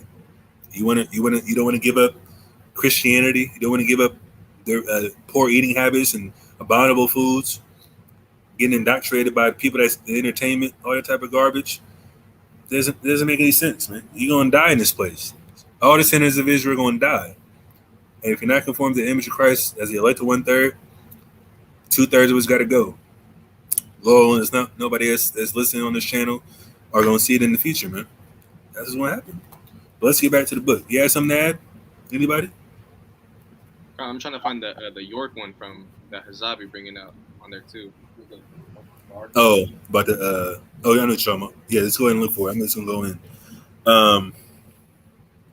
The plight of the New England Indians was a harbinger of things to come for Native American communities all across the continent, all across America. In many respects, the praying towns were precursors to the system of reservations established by the United States government 2 centuries later. By that time, the vast majority of eastern tribes had either been exterminated or dispossessed and relocated beyond the Mississippi River, where vast new stretches of Indian land in the West were already being gobbled up or trespassed on by a relentless tide of white settlers. So, obviously, Europe's in the quote-unquote Eastern Hemisphere. The Puritans came, which is the British, the white men, came to the Eastern Atlantic side of the Atlantic shore and whatnot, to New England, and 13 colonies were established there. So guess what? After they got done with them, and those natives over there, they started moving west. The Midwest, all the way to the west. So guess what? After they conquered and exterminated people on the Eastern Seaboard, they started going, tearing up the other Indians across the nation. Period. That's what's happening. So the quote-unquote praying towns were transferred into reservations, turned into internment camps. So you can't say Native Indians enslaved black people, even though it did happen amongst the quote-unquote civilized tribes later on, but they were enslaved themselves. So you mean to tell me, let's just use the logic against them. Negro Indians enslaved Negro slaves that came from West Africa? But wait a minute, don't they say the Native Indians are Mongoloids and quote-unquote look like white people, and they enslaved the Negro slaves from the west coast of Africa? Make it make sense. You can't claim the Negroes are only Indians and then claim that Native Indians enslaved the the slaves that were quote-unquote Jews come from West Africa, assuming they were Jews from West Africa. But then again, wait a minute. If the Native Indians that are here right now are the same Indians you're talking about that enslaved them, how come it doesn't reflect in this history? How come these aren't Negroes in this book? These are the 1600s. So where the Negro Indians at? Anyways, I'm just putting two together as I go. Because I haven't read this book in a while, but obviously this definitely history and biblical concepts and things that we can prove. So let's see.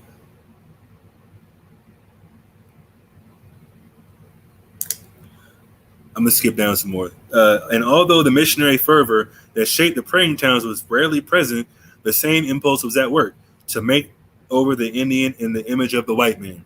That's what they want. Native Indians to be white people, blacks to be white people, all the Hispanics to be white people. That's why they have coons and sellouts to this day acting like white people. And to the spirit, hold on, let me just show this. My shirt, Slagia. No malinchismo. Who knows what malinchismo is? Kashab knows who he is, or the lady is.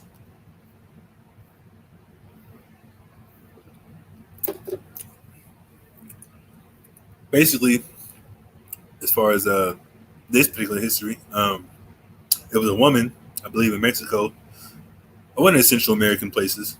the Spanish came, people wouldn't basically succumb to their ways. So the woman did it. Woman, I'm a team with the damn white man. Yeah, the Aztec. You know what I'm talking about. So if everybody not gonna get down, we're gonna persuade this woman to do it, and they're gonna follow this woman into destruction. You know, that's what happened. Yeah, Malinche, exactly, Malinche.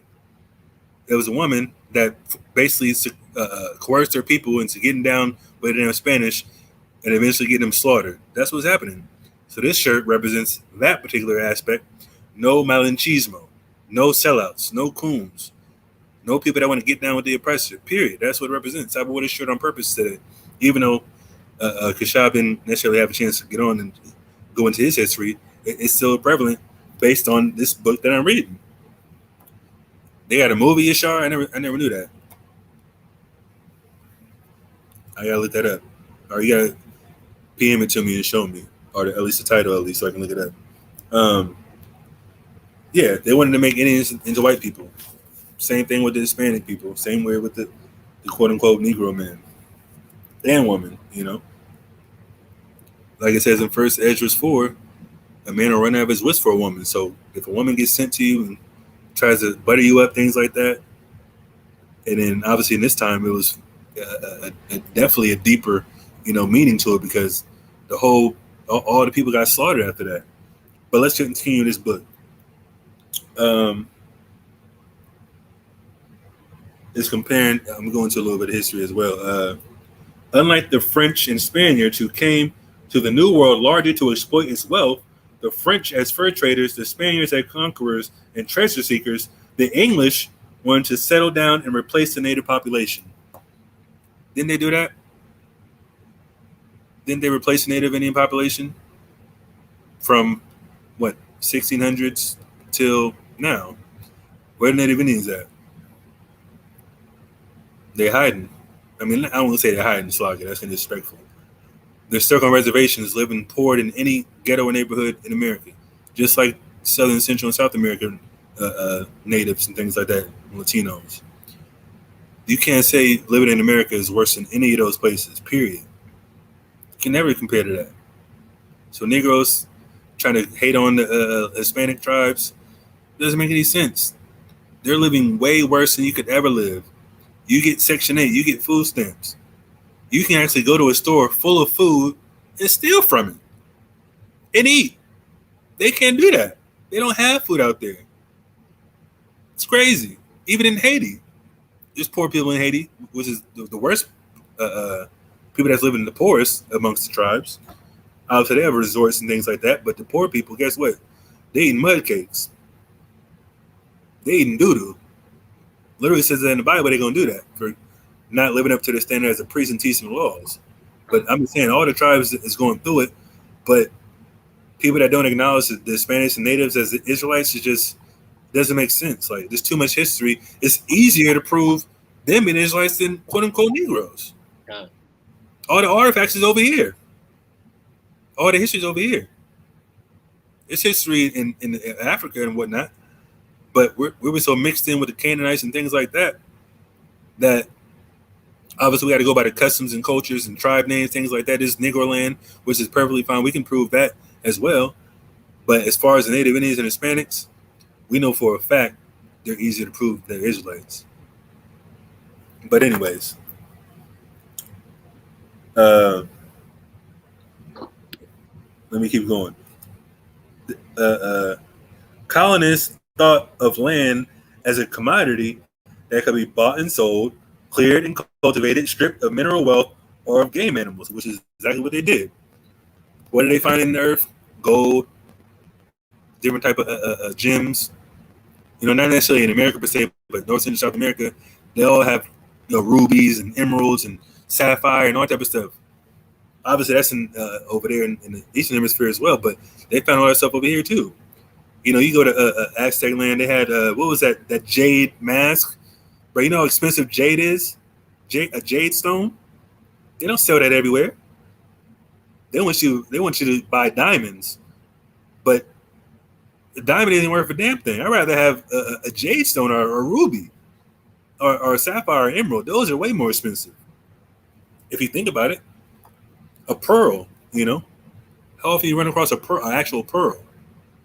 Those are real gems out of the earth. What's a opal? That type of stuff. Everybody's seen uncut gems. You seen uncut gems? How expensive was that opal? It was like $1 million. For sure. I thought you. Yeah. Oh no, Huh? I thought you was talking about like something else. Never mind. You know what an opal is, though, right? It's a type of stone, right? Yeah, opal stone. There's different versions of it, but those is way more expensive. Yeah. Like a real one is super expensive. People don't even know diamonds aren't worth anything. Exactly. They just promote it like that, but a diamond ain't worth a damn thing. Right. I mean, you can buy it now, but I'd rather have gold, honestly. Gold, silver, and precious stones. But anyways, let's keep going. That's what they said the colonists wanted for sure. Like, the white man wanted the earth. He wanted the ground to buy and cultivate and live off of and sell, buy and sell. And that's where we're at today. You got to buy land to live on it. But in all actuality, it was free to live on when natives were here, or natives had the jurisdiction. The Indians, by contrast, regarded it as a communal resource and viewed the custodianship of the traditional land based as a tribal birthright that often dated through origin stories to their beginnings as a people. What does that sound like? Do you hear what I said? Please. Can you repeat that? I'm gonna read it again, and you can tell me what you think it means. Okay. The Indians, by contrast, regarded it as a communal resource, which is talking about the land, and viewed it the custodianship of their traditional land based as a tribal birthright that often dated through origin stories to their beginnings as a people. Oh, basically, they felt like it was their portion or their inheritance, right? Exactly. Give me Numbers 36 and 7.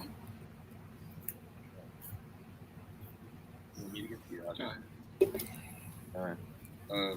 The book of Numbers, chapter 36, verse 7.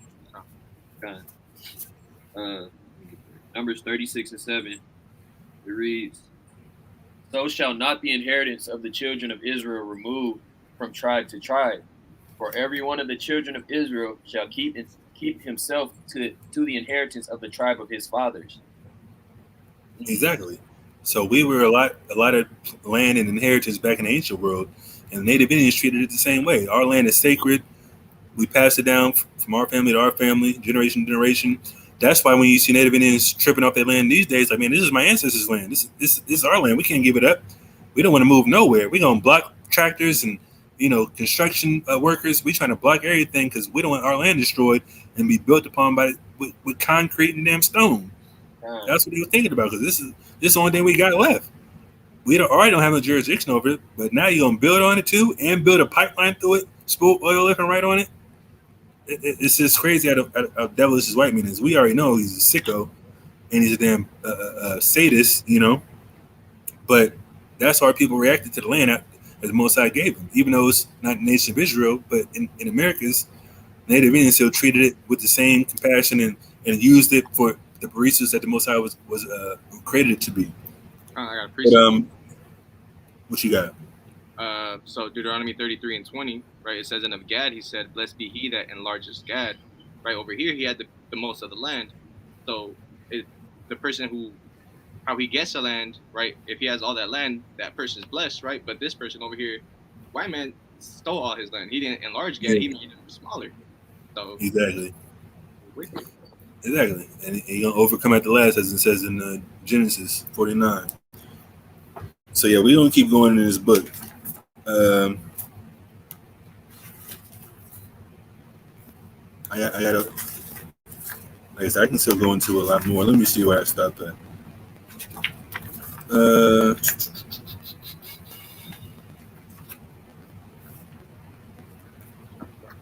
Hey, Shatar, while you get that, can I get a precept too?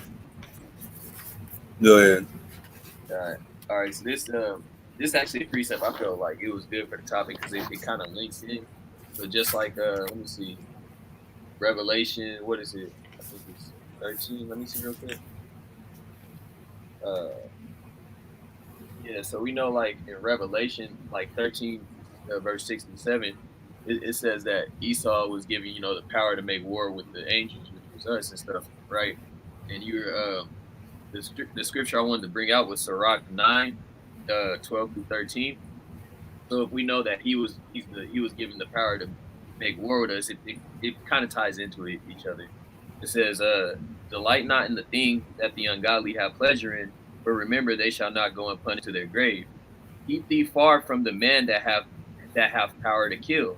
So we know that the man that was given the power to make war with us, that's slaughtering us, has been the Edomites. The Native Americans in this situation should have stayed away from them.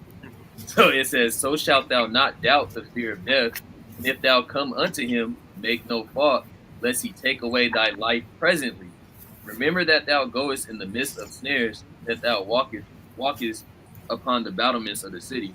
So like after that first reaction with them, they should have already knew what he was about, because these aren't people that are new to us like that. Like we pretty much all knew about these nations, especially like the Native American stuff like that. We all knew how Esau was. Well, I mean, they didn't know until later, but still. Yeah, until that, yeah, because they. I mean, like I said, the prophecy got to play out. So, and even to add on to that, some of the natives didn't know too, because when you look at the ones like the BAJA ones from Michoacan, they didn't fight against the Spaniards. They went and dove off of cliffs because they already knew they were gonna get slaughtered by them. For real? Yeah, some of them. There's stories of them putting stones in like bags and jumping off into the water just to drown, because they already knew it was gonna be bad with the Spaniards. That's crazy. Yeah, they knew about the prophecies. That's crazy. That's crazy. I ain't gonna lie. I mean, that's real. It's sad, but it's real. And they probably get regenerated, back into the same circumstance, unfortunately. But where am I at? Let me see. I got so much in this book. Like I said, I haven't read this in a while, but I know I highlighted the portions that I thought would be significant. So we're gonna go over it. We've already been on like for an hour and a half then. All right.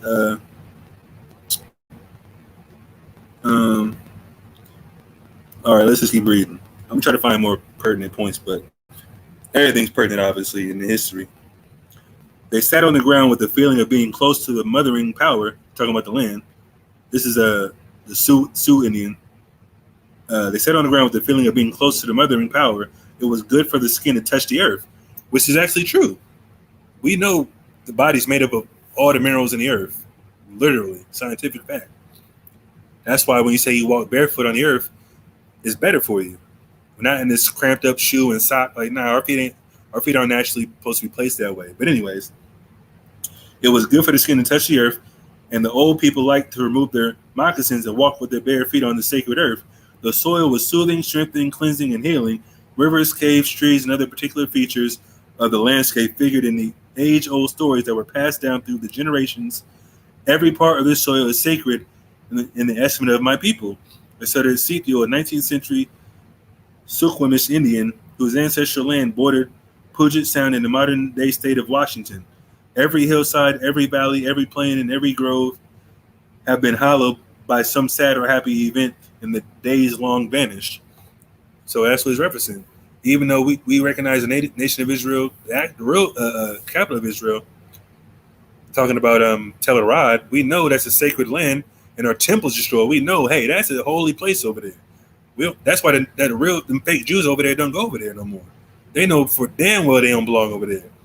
And it's obviously in Palestinian land, so it's like we can't go over there without a war or getting our head blown off or rock chucked at us, you feel me? But anyways, let's keep reading.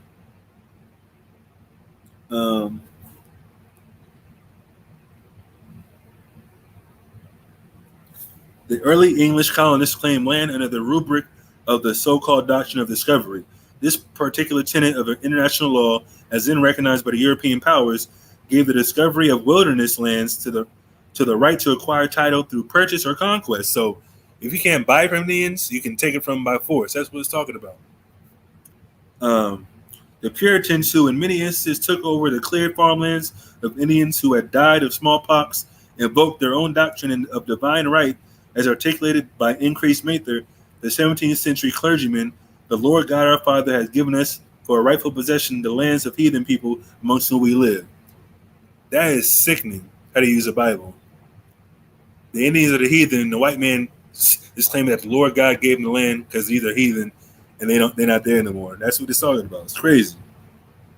The idea of asserting sovereignty over lands in the New World was not a uniquely English phenomenon. It started with the Papal Bull of May 4th, 1493, issued by Pope Alexander VI.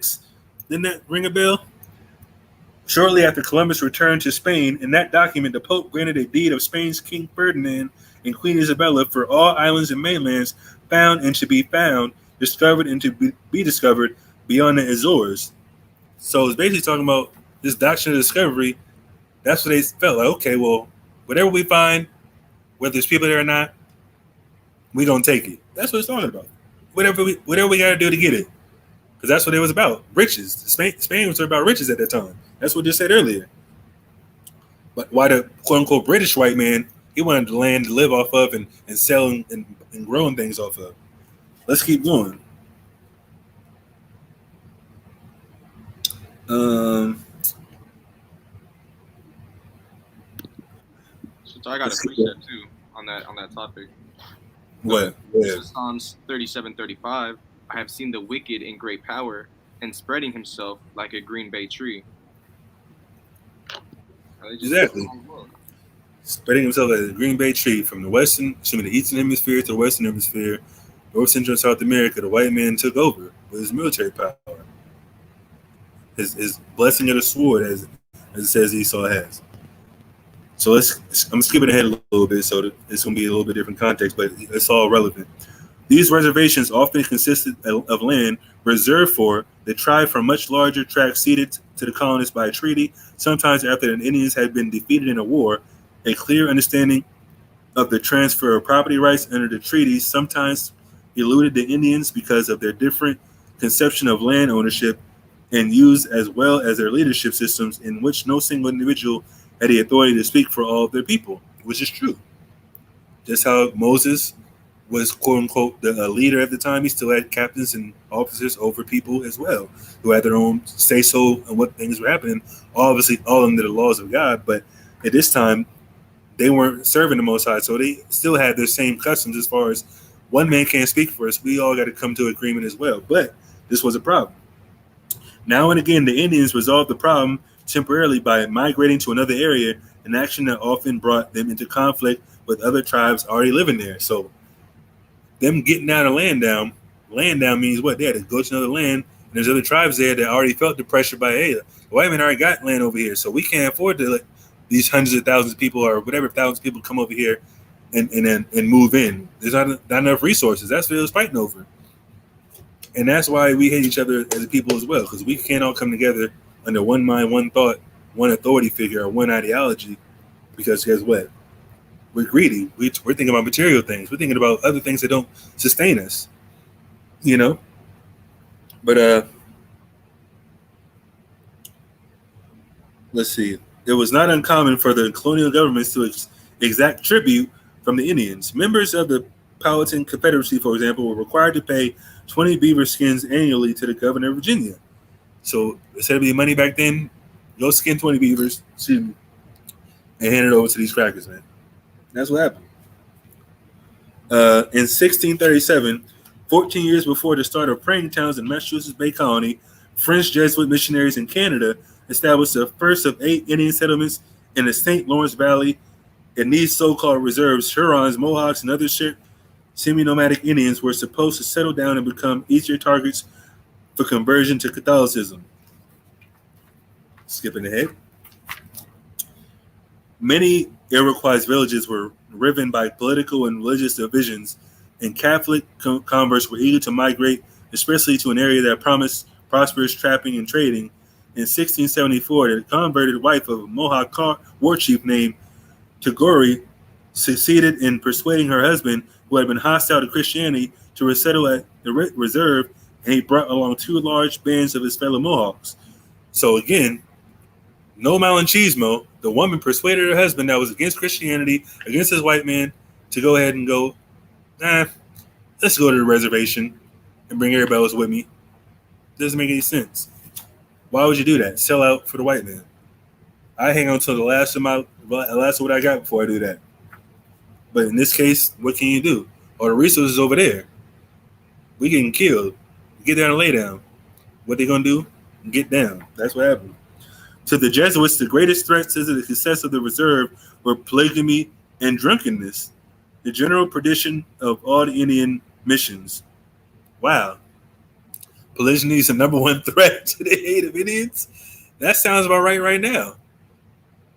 Because that's what nation building is about. It's not necessarily about, a religious aspect of it, but the more children you have, the more chance of you raising them the right way, instilling their minds with the quote-unquote Israelite doctrine, the laws of God, the laws, has the commandments.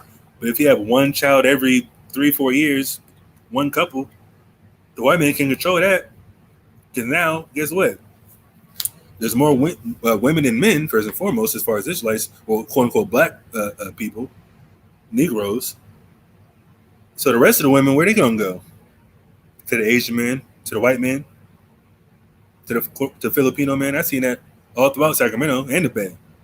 There's all type of interracial couples all through Northern California, which is a problem. We got to stick with our own people. But like I said, if there was polygyny, we can have quote unquote all what's it called? Different tribes per se, is different wives, but they're all Israelites though. So it's kind of crazy how it's put that in his book as the main problem. What does it say? The greatest threat to the success of the reserves were polygyny, because they wanted to stifle our population now and then. That's why they got Planned Parenthood now. It's crazy.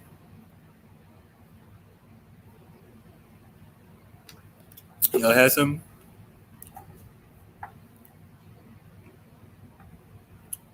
I'll keep going.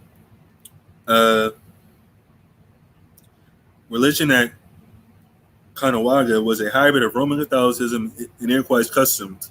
Its special appeal to women may have stemmed from Catholicism's emphasis on the Virgin Mary and the Iroquois matrilineal tradition, in which descendant was traced through the mother. The French priests cultivated this inclination by organizing female societies and encouraging adolescent girls to vow lifelong chastity. Wow. So they targeted the women in the native community for what? Basically saying, not necessarily a form of feminism, but converting them to the point where, okay, if the Mary was a holy woman and she was a virgin, you should become a virgin. Don't have kids. Force them to have a chastity belt, as they call it. Meaning what? Be a virgin forever, pretty much. Vow of chastity. Celibacy. Don't have kids. So polygyny is the main threat. What's the alternative to it? Convince these women not to have kids. Same thing as abortion. And then turn the men. Even though it's the worst surgery as far as abortion. But you convince a woman to not have kids, have her tubes tied, same thing. You're stifling the growth of your nation. Go ahead. And add on to that, man, you do all that, and then on top of that, you make the men homosexuals. It's done. Facts. And I think we had that Native Indian person that came up that was a two-spirited, whatever you want to call it, basically a Native Indian homosexual. Crazy. And listen, I was gonna say that was the whole point of creating bigamy. Huh? I said that was their whole point of introducing bigamy. Introducing what? Bigamy. Oh, yeah. We're skipping ahead. After all, Indians still control some 90% of the land transferred to the colonists by Great Britain after the Revolution. This transfer was made in 1783 through the Treaty of Paris, a document that said not a word about the Indians. The concept of maintaining a separate Indian country while shrinking it with land cessions appeared in all Northwest Ordinance of 1778. So this is after, quote unquote, the Revolutionary War, where Britain, the Americans were separate from the Britons. That's what that was about. But they said the natives still had ownership of it, even though their land was shrinking. That doesn't make any sense. How is it shrinking if they own it? But anyways, but settler aggression and Indian retaliation continued as the tribes refused to yield more land. So this is what they wanted to do. They were trying to take them much land, and the Indians were like, nah, man, we got to go to war with you now. We already succumbed to you for the last 200 years. Now we got to fight back. But they was like, nah. In spring of 1794, an overwhelming force of regular troops and volunteers led by General Anthony Wayne defeated the Indians at Fallen Timbers. So basically, all these Native Indians were taken down by the American cavalry. Similar story in the Bible, Genesis 49. And I believe it's what, 18 and 19? Get that real quick.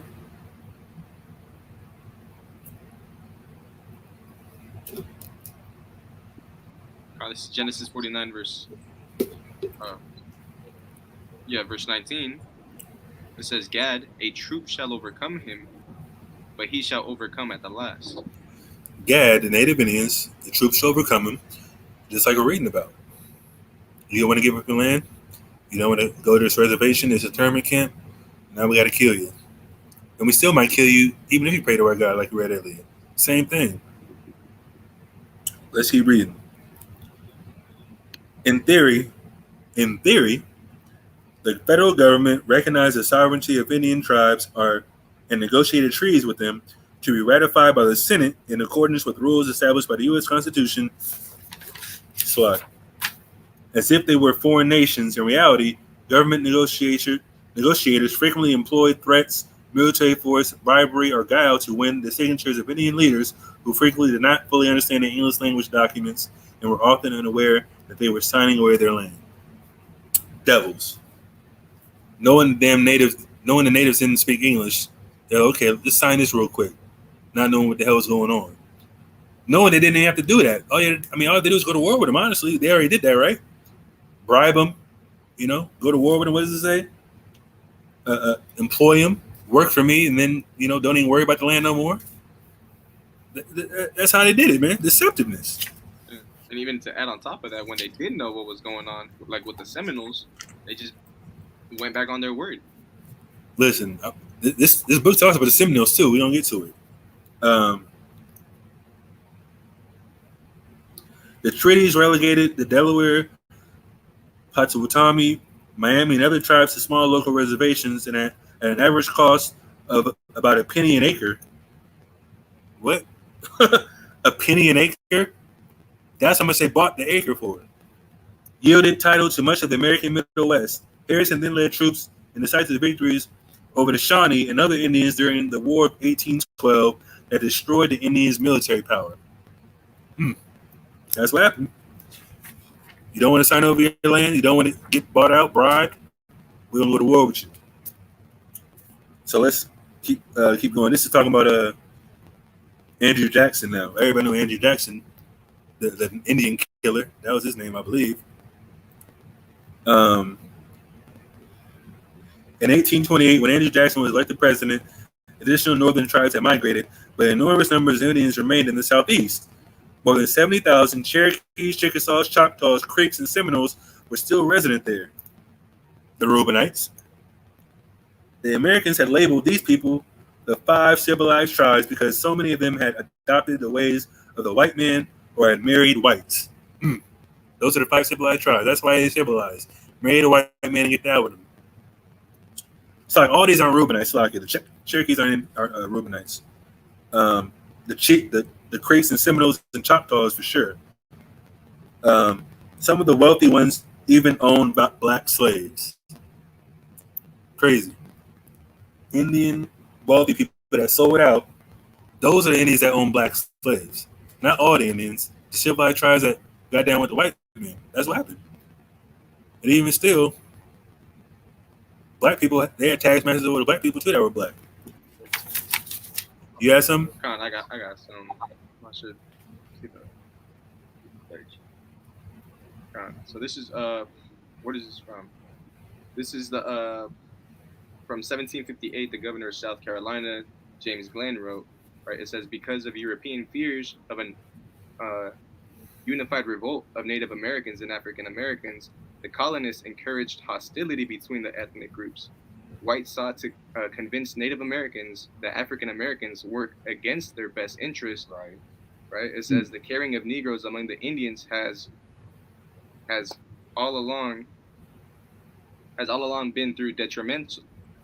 Thought detrimental is an intimacy ought to be avoided. Yeah, it's pretty much even the government set it up that way, right? The natives against the Negroes, to have them set up against each other. So, And the Exactly. the one taking us in too. It's crazy for the Negroes in. Exactly. The Negro slaves was running off the plantations, going into Gadite, territories and getting protected. look You at know, like, now we got to separate these guys. the next one. It says it has always been the policy of this government to create an aversion in them Indians to Negroes. Facts. So in discord among brethren, that's what the Bible hates, or that's what the Most High hates. It's in the Bible. But so I didn't highlight this whole section, but it's talking about the Seminoles.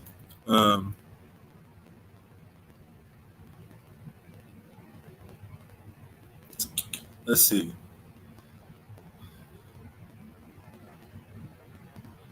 Uh,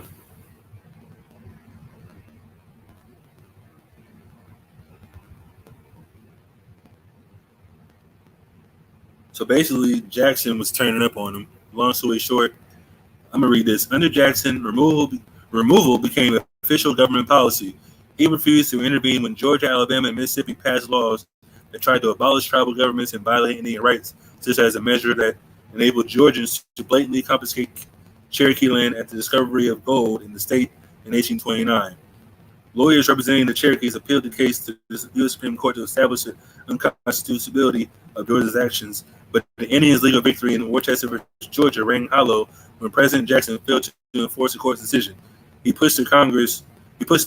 Meanwhile, the notorious Indian Removal Act of 1830, although the measure which narrowly passed made no mention of forcible relocation, there was never any question about Jackson would proceed. Under his direction, U.S. commissioners coerced each of the 5 civilized tribes into signing treaties that traded their ancestral lands for the promise of annuity payments and lesser tracts into the southern part of Indian Territory. These treaties triggered more than a decade of strife and tragedy. Only the Chickasaws of northern Mississippi and northwestern Alabama experienced a relatively smooth passage to their new home after selling their eastern lands for a substantial sum, and with good management from their tribal leaders with a shorter distance to travel, they journeyed west in good order. So they sold their land, got money, and moved out the land so they can get this gold and whatever else they found in the land. Whatever.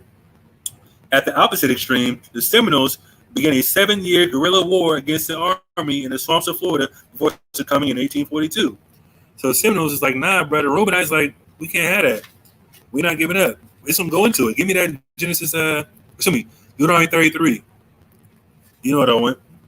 Because, man, the Seminoles they were some warriors, bro. So let's go into it.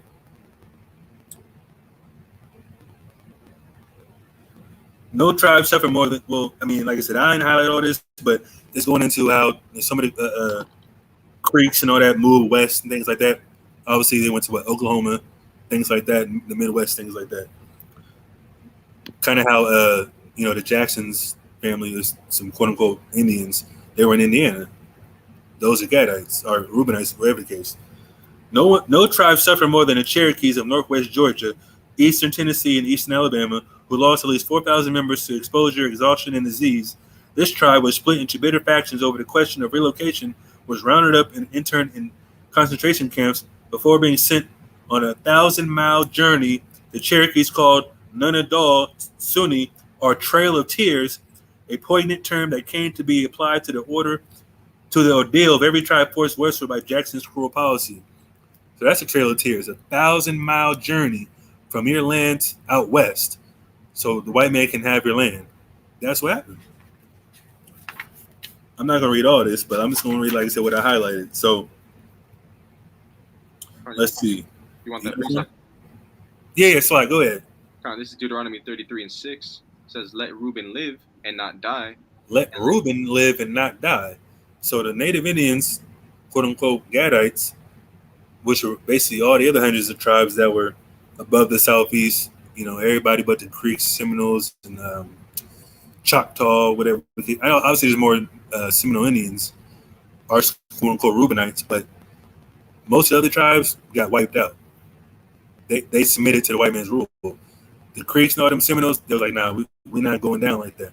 So let Reuben live and not die. That's how you know the Seminoles are Reubenites. Go ahead. And let not his men be few. And let not his men be few. So the Most High allowed the quote unquote Gadites to be overtaken. But the Reubenites, even though their land got taken, they're literally still at war with the government to this day. They never surrendered to the white man. So let's continue. Segregation will protect the Indians from white settlers and other Indians. Reservations were the only alternative to extinction, or so the thinking went, because they would allow the Indians time to adopt farming, Christianity, the English language, and other ways of the white man. Once the Indians had accomplished all this and given up their tribal identities, they would be ready for ultimate incorporation into the great body of our citizen population. As Commissioner Leah put it, the reservation would vanish, allowing sale of surplus land to whites. The immediate goal, however, was to get the Indians out of the way. Treaties for the purpose of buying up land and creating the new reservations became the principal instrument of U.S. policy in the West and the source of repeated violence and warfare over the next 3 decades. So, you Native Indians, learn our white man way, get our Christian doctrine down, then sign this treaty so we can take your land. Then we're going to get you out of the way. Then we're going to sell your land to have people build upon it for their own, assuming the white man, obviously, so they can build upon it. So if you don't want to get down, you die. So it's, like I said, instead of them going extinct, they had to get down with this. And that's a cold game. And that's how you know the curses are still effective even to this day as well, because Native Indians still got this going on right now, especially in Canada. I'm going to skip ahead, obviously. Exactly 374 treaties have been signed, many of them for the purpose of establishing reservations. And as Jackson has suggested, the process had long since degenerated into a hollow formality, an empty formality, a vain thing. We're signing this treaty just because we want you to feel good about it. That's what it's talking about. Because in actuality, all we want is your land, and you got to get the hell up out of there. Whether you're going to die or move away. And any moving away, 1,000-mile track to a different unknown location with no resources, you're probably going to die anyway. That's what happened. In recalling the sad history of this people, an old Lakota Sioux warrior summed up 3 centuries of relations with the white man. They made us many promises, more than I can remember, the man said, but they kept but one. They promised to take our land, and they took it. That's what sums it up. That's the one promise that the damn devil kept. We gonna take your land. Cold game. It's a whole pictorial graphic thing, but we're gonna skip that. Y'all had anything? Well, like how you were talking about how their whole point was to take our heritage away from us and leave their stuff on it. It's just how we had, like we said, that we had coons back then. We had the Malinchismos back then. The same thing was going on with them, and that's why they fell, right? So this is 2 Maccabees 4:15. It says, not setting by the honors of their fathers, but liking the glory of the Grecians best of all, by reason wherefore sore calamity came upon them. For they had them to be their enemies and avengers, whose customs they followed so earnestly, and unto whom they desired to be like in all things. Right? So they stripped us of everything of our stuff. Right? Verse 17, for it is not a light thing to do wickedly against the laws of God, but the time following shall declare these things. Right? So everything, we got stripped of our heritage, and now we're at the bottom again because of them doing what they did to our people. Trying to say that combing your hair sideways is comely. You know what I mean? When they had those nice locks and everything. Exactly. And everything else, right? But yeah. Facts. That's a perfect precept. That's what happened.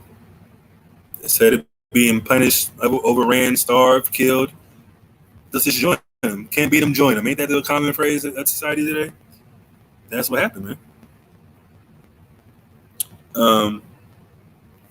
Like I said, I'm just skipping around the book, that highlighted portion. The white man who possesses this whole vast country from sea to sea, who roams over it at pleasure and lives where he likes, cannot know the cramp we feel in this little spot. And with the undying remembrance that every foot of what you proudly call America, not very long ago, belonged to the red man. The Great Spirit gave it to us. Ooh-wee. What does that remind you of? Give me Deuteronomy 33 and Actually, no. Give me Hosea 9. Hosea 9, and I believe it starts at like 12 or 13.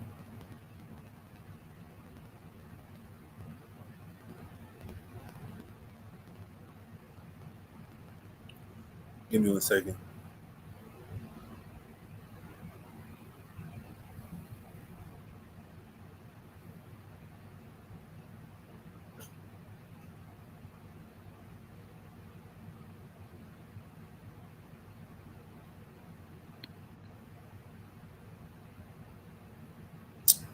Hold on real quick. Where is it at? Start at 11. This is Hosea 9 and 11. As for Ephraim, their glory shall fly away like a bird. It's talking about the whole northern kingdom here, not just the Ephraimites, but it's going to get specific on what happened. Go ahead. From the birth and from the womb and from the conception, it says, though they bring up their children, yet will I bereave them. I'm going to bereave them. I'm going to have them mourning. Go ahead. That there shall not be a man left. There's not going to be a man left. Ain't that what happened to Northern Kingdom for the most part? And they say 100 million Negroes died over the course of the slave trade, as far as the boats or whatnot. They're talking about over 200 million, Latinos and Hispanics or Native Indians died during the conquest of the Spaniards, things like that. Go ahead. Yeah. Woe also to them when I depart from them. Go ahead. Ephraim, as I saw Tyrus, is planted in a pleasant place. So this is what we're talking about. Let me read this portion again. Every foot of what you probably call America not very long ago belonged to the red man. The Great Spirit gave it to us. This pleasant place that was known as quote-unquote America before the white man came, this was a pleasant place to them. Fruitful, great soil, great places to build land upon and build communities in. Especially when you get to South America, Machu Picchu and things like that. They had one of the most greatest civilizations ever. Mountain full of gold, or El Dorado, they call it, a gold city, quote unquote, floating, floating garden beds, things like that, all that type of stuff. White man didn't know nothing about that. Hydroponics, real hydroponics. Keep going. Verse 13, it says, Ephraim, as I saw Tyrus, is planted in a pleasant place. Planted in a pleasant place, talking about America, read. But Ephraim shall bring forth his children to the murderer. He's going to bring forth his children to the murderer. This didn't happen in the ancient world because the kingdom only went to Assyria. Did they bring forth their children to the murderers there? Not necessarily, because they escaped there, right? And went to the Americas, as it says in 2 Ezra 13. So they were planted in a pleasant place, talking about the Americas, by themselves. They were by themselves for what, 600 years maybe? Came over here in 700 BC. First, quote-unquote, white man came over 1490s. So they was over here for almost 700 years, or a little bit over 700 years by themselves, in a pleasant place, living by themselves. Then they started doing abominably, quote-unquote places, serving other guys, serving, the land, or worshiping the land, things like that, sacrificing children, as they learned in Assyria and in the land of Canaan. But they were still in a pleasant place by themselves, having their own sovereignty. Keep reading. So like, and they brought forth their children to the murderer. Talking about what? I got it. Damn. I think you got my book, Karazawan. From Columbus to Castro. You got that book there? You got it? Yeah, I'm pretty sure. I got like 5 year books. Yeah, go get it real quick, and I want you to read some out of there. Yeah, I need to get my books back, man. You ain't reading that stuff. I've been taking a look into the Seminole and the Gadite one, though. I have been reading that one. All right, yeah, get that book, and it should be like it should be a highlighted portion in there. I think it's like page 90 something. Like page 90. Possibly, or it might be earlier than that, where it talks about how they was doing the Native Indians and stuff. Basically, referencing this scripture in verse 13, they're gonna bring forth the children to the murderer, and everybody knows the common story how they used to cut babies out of the mother's stomach and have dogs, chew them up, wild dogs and stuff like that. And that was a tactic of cruelty, just to get them out the way, to put fear in them.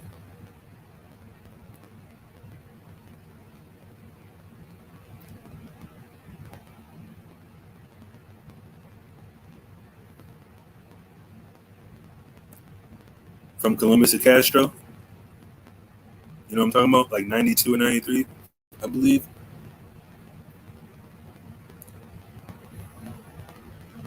But like I said, it might be earlier than that, but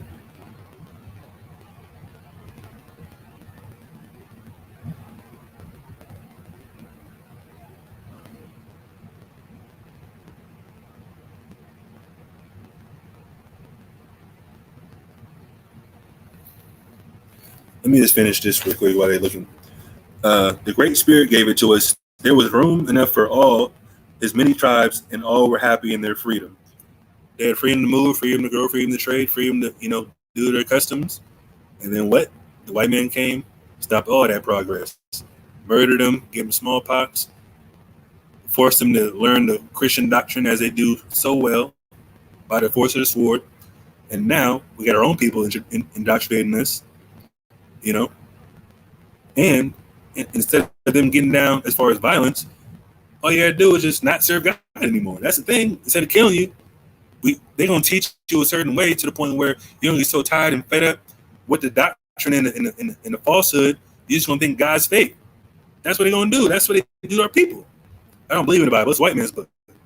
No, it's white man's doctrine that they coerced and mixed and mingled, and and you seeing it through their lens because there's no spirit involved. It's all fake spirituality. Shalom, who that? Shaquad? Main man Shaquad, what's good, bro?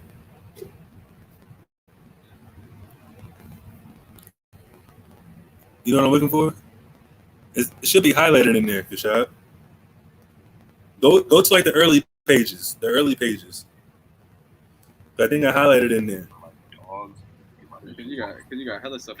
Yeah, it's a couple things highlighted. So I'm trying to read those. What I can keyword it on my phone. What's the It should be at the bottom or the middle to bottom of the pages in the first few pages. In the first view. Yeah, I just seen it. Exactly, that's what I'm saying. The enemy don't got to get physical no more. He got the psychological warfare, war one. Because if you don't believe in God, you're gonna do everything else that you see as far as entertainment and all type of abominable works with no repercussions. You don't think you got to get judged for it. But if you do believe in God, it's a false God, it's a false understanding and a false belief, thinking you saved already, thinking you don't got to do nothing to basically be righteous in a sense, and you can just do whatever you want. Even though there's some quote unquote Christians that act accordingly, but at the same time, it's like you're not gonna get nowhere with that. You know what I'm talking about? You got something? I mean, I got one of them that you have on here. What is it? So this one says, he saw in the cannibalism of the Caribs a pretext for their enslavement. He described them as a wild people fit for any work, well-proportioned and very intelligent, and whom when they had got rid of their cruel habits, to which they have been accustomed, will be better than any other kind of slaves. Talking about the islanders. I think it's talking about Puerto Rico, right? It's in Puerto Rico? Yeah, they're talking about the Caribbean right there. Yeah. Caribbeans. Go to the next one. There's something else I want out of there. Let me just read this in the meantime until you find it. But the white men had, in many ways we know not of, learned some things we had not learned. Among them, how to make superior tools and terrible weapons, better for war than bows and arrows. Isn't that what Esau's blessing is in Genesis? Let me get that. Let me bring that out right now. I'm gonna have you read Hosea 9 again. You got something? I was gonna grab that for you. Genesis 27.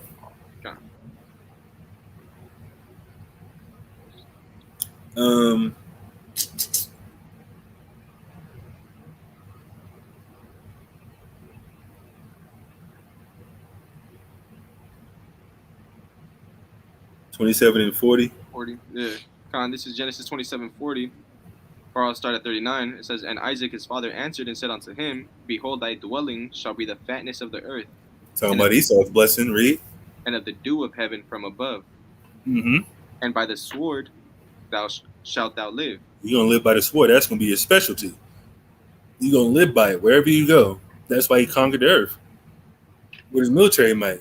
Then he put his religion on you afterwards. Go ahead. And shalt serve thy brother. And it shall come to pass, when thou shalt have the dominion, that thou shalt break his yoke from off thy neck. Exactly. When that happened, in the Dark Ages, for the most part, it happened after, obviously after David died as well, and Solomon. But the main time it happened in the Dark Ages when we was rolling over Europe a portion of the time during the what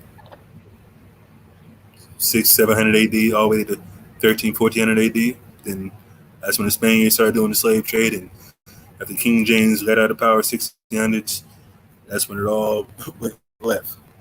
But let me read this part again. But the white man had, in many ways we know not of, learned some things that we had not learned. Among them, how to make superior tools and terrible weapons, better for war than bows and arrows. And there seemed no end to the hordes of men that followed them from other lands beyond the sea. So other Europeans came from Europe over to the Americas and did the same thing. And so at last our fathers were steadily driven out or killed, and we, their sons, but sorry remnants of tribes, once mighty, are cornered in little spots of the earth, all ours of right, cornered like guilty prisoners, and watched by men with guns who are more than anxious to kill us off. Lord and Christ. If that's not what the Bible exactly talks about, how Jacob's going to fear for Esau of his life, that's what Native Indians talking about. They're so anxious to kill us.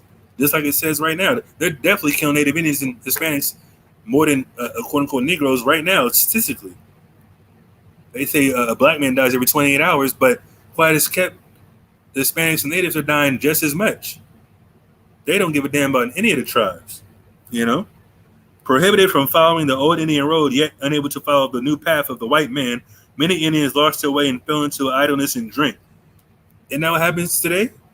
Native Indians is known for drinking. They just want to drink their sorrows away. Drinking shampoo, drinking rubbing alcohol, just to get their mind away from the suffering and pain that they know their ancestors went through and they're going through right now. Crazy. That's exactly what happened. That's why it says, cast your burdens upon the Lord, Yahweh, so he can take that away from you. And it also says, bear each other's burdens as a brother. That's what we got to get back to, man. Because even though people might not be in the truth per se, we can still comfort them and give them some encouraging words. Even though we don't got to give them those scriptures, we can still relate to them just how Paul related to the Gentiles in the New Testament, which were his people as well. They don't know they're Jews or Israelites. We got to be like, hey, bro, like, I understand what you're talking about. I used to do that all the time. Go this direction now. Don't drink your life away. Don't, harm your brother and sister to get ahead. Don't rob nobody no more. That's your brother and sister. But that's the problem with the Native Indians back in this time. They was like, we don't want to go. We can't go back to our old ways because they're gonna punish us for it. But we also don't want to conform to this damn devil's ideology. But what we're gonna do instead? Just try to forget about it by just drinking our life away.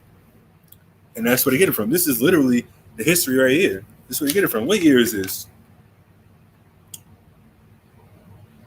This is basically in the 1860s, 1870s, 1880s per se. All during that time period, 1877, whatever the case may be. This one has happened. This one started. I'm pretty sure this time when it started, but it's recorded in this particular person's testimony. It's crazy.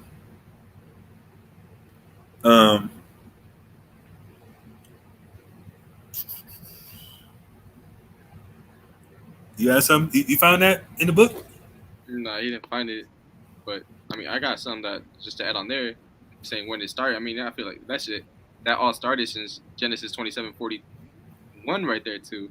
Right? It says, and Esau hated Jacob because of the blessing wherewith his father blessed him. And Esau said in his heart, the day of mourning for my father at hand, then will I slay my brother Jacob. Exactly. And then what's the verse that says, a man shall be known in his seed, or in his children, or something like that? I think that's in Sirach 30.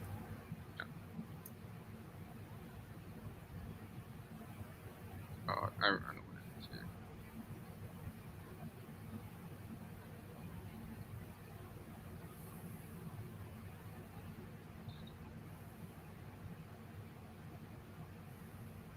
Okay, Sirach 30.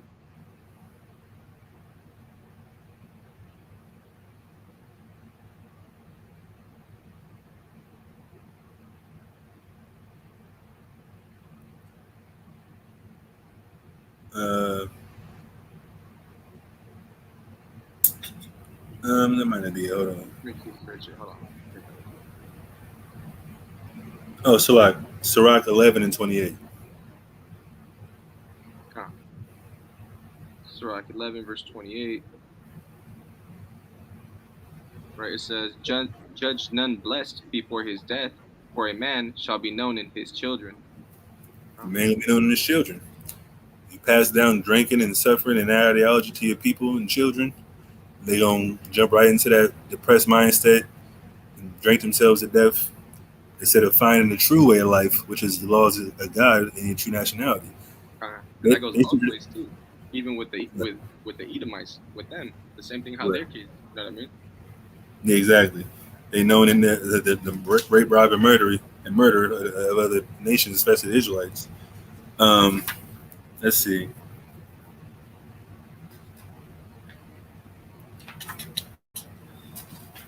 Let me just skip ahead. I know I got some more in there.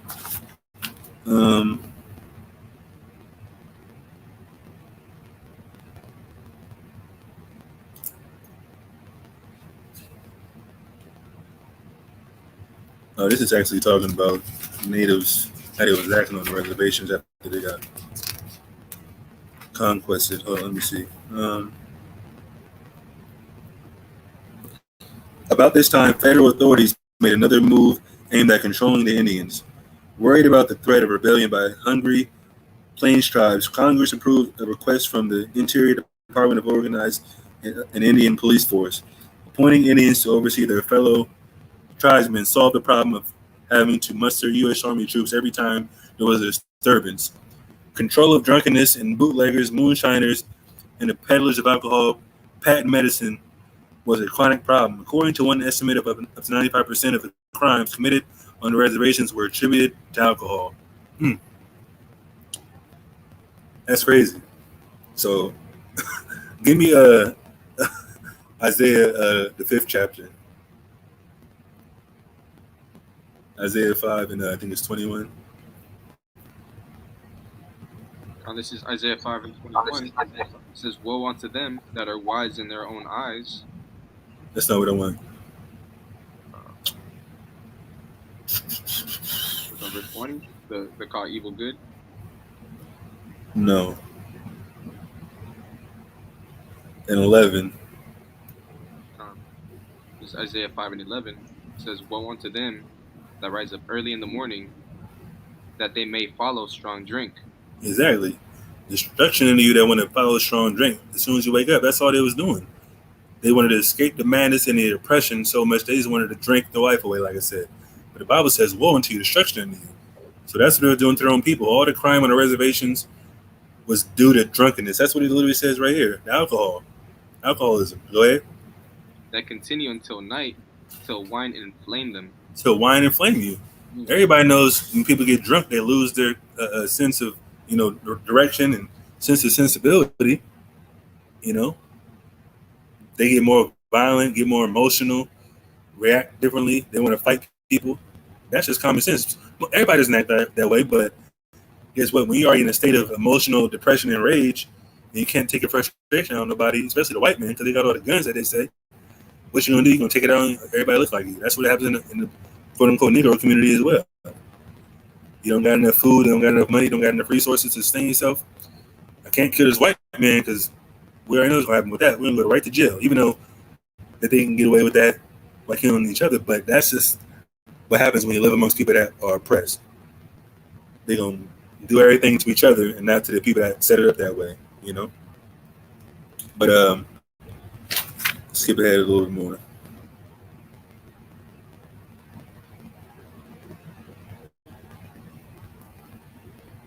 I had a precept while you get that. Anything. What you got? It's Sirach 11 and 33. I was reading ahead on there. It says, "Take heed of a mischievous man, for he worketh wickedness, lest he bring upon thee a perpetual blot." Right? "Receive a stranger into thine house," just how they came all over here, right? "And he will disturb thee and turn thee out of thine own." That's exactly what happened. Exactly. Facts. This one talk about the boarding schools. Look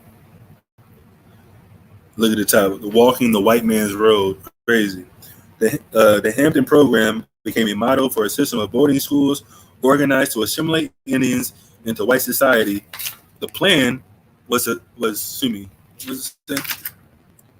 plan was fashioned after the curriculum developed for young African Americans, although the blacks and the Indians were, for the most part, kept segregated from one another. It's a similar plan. That's what it just said. Northern and Southern Kingdom under the same ideology of the white man. Keep them segregated, but we want them under the same plan. Indoctrinate them, separate them from their ancient culture, give them a God to serve that we serve, and be in subjection to us. Don't have them be successful. The only success is gonna come through us. That's it. That's what they said. They said it was fashioned after the curriculum of the African Americans. So the whoever had the black people in slavery at this time, the quote unquote people had the Indians, which are the Puritans or Britons, or all obviously kind of the same people, but they used this blueprint to subjugate the Indians. Let's read this. Carlisle, which is the boarding school per se, which is it's Carlisle Indian Instructional School, industrial school. Carlisle, which is a school, kept its students up to 5 years or more without allowing them to go home to visit their families. That's how you indoctrinate a kid. Take them from their family, don't allow them to go home, and indoctrinate them. Raise them as your own. Raise them in a white society or a white ideology. And that's the problem with the adoption system as well. They're letting these black kids and Hispanic kids go with these white families or homosexual families and get them caught up in that madness. Now they don't know who they are. Now they think they got to assimilate and act like them in order to get accepted. But in all actuality, they'll lead them down to destruction and death. It's all what the Most High's plan, but still, it's like our people got to do better, man. Our relationships got to be better. Treating each other got to be better. It all comes down to the laws of God, man. Loving each other as we love ourselves, as I said before. Loving your wife as you love yourself. Loving your children the same, man. Period. And it all starts with knowing who you are. Carlisle kept his students up to 5 years or more without allowing them to go home to visit their families. A Hampton-style outing was the culmination of Pratt's approach to integration, as he put it, the supreme Americanizer. That's integration for you. You're an Americanizer. You're an American now. He also separated Indian children from kin and tribe at school. Pratt liked to preach to his audiences with reference to the practice of baptism by total immersion. I'm a Baptist because I believe in immersing the Indians in our civilization, and when we get them under, holding them there until they are thoroughly soaked. It's a spiritual thing. Get them indoctrinated to the point where they don't even think about going back to their culture, don't even know what the culture is, because they haven't been there in years. That's what's happening. We've been so far removed of West Africa, and even before that, Israel, we don't know that we're Israelites. The spirit got to wake you up. You got to be immersed in the word. Give me that in Ephesians 5. And give me that in, I think it's 1 Peter 2 and 23, I believe. This is Ephesians 5 and 26, that he might sanctify and cleanse it with the washing of water by the word. Exactly. You got to be washed by the word, not watch in this colonizer's ideology, as he calls it, supreme Americanizer. You don't want to be an American, man. You want to be an Israelite, following the laws of God. Sorry, that's not what I want. Damn. Let me see.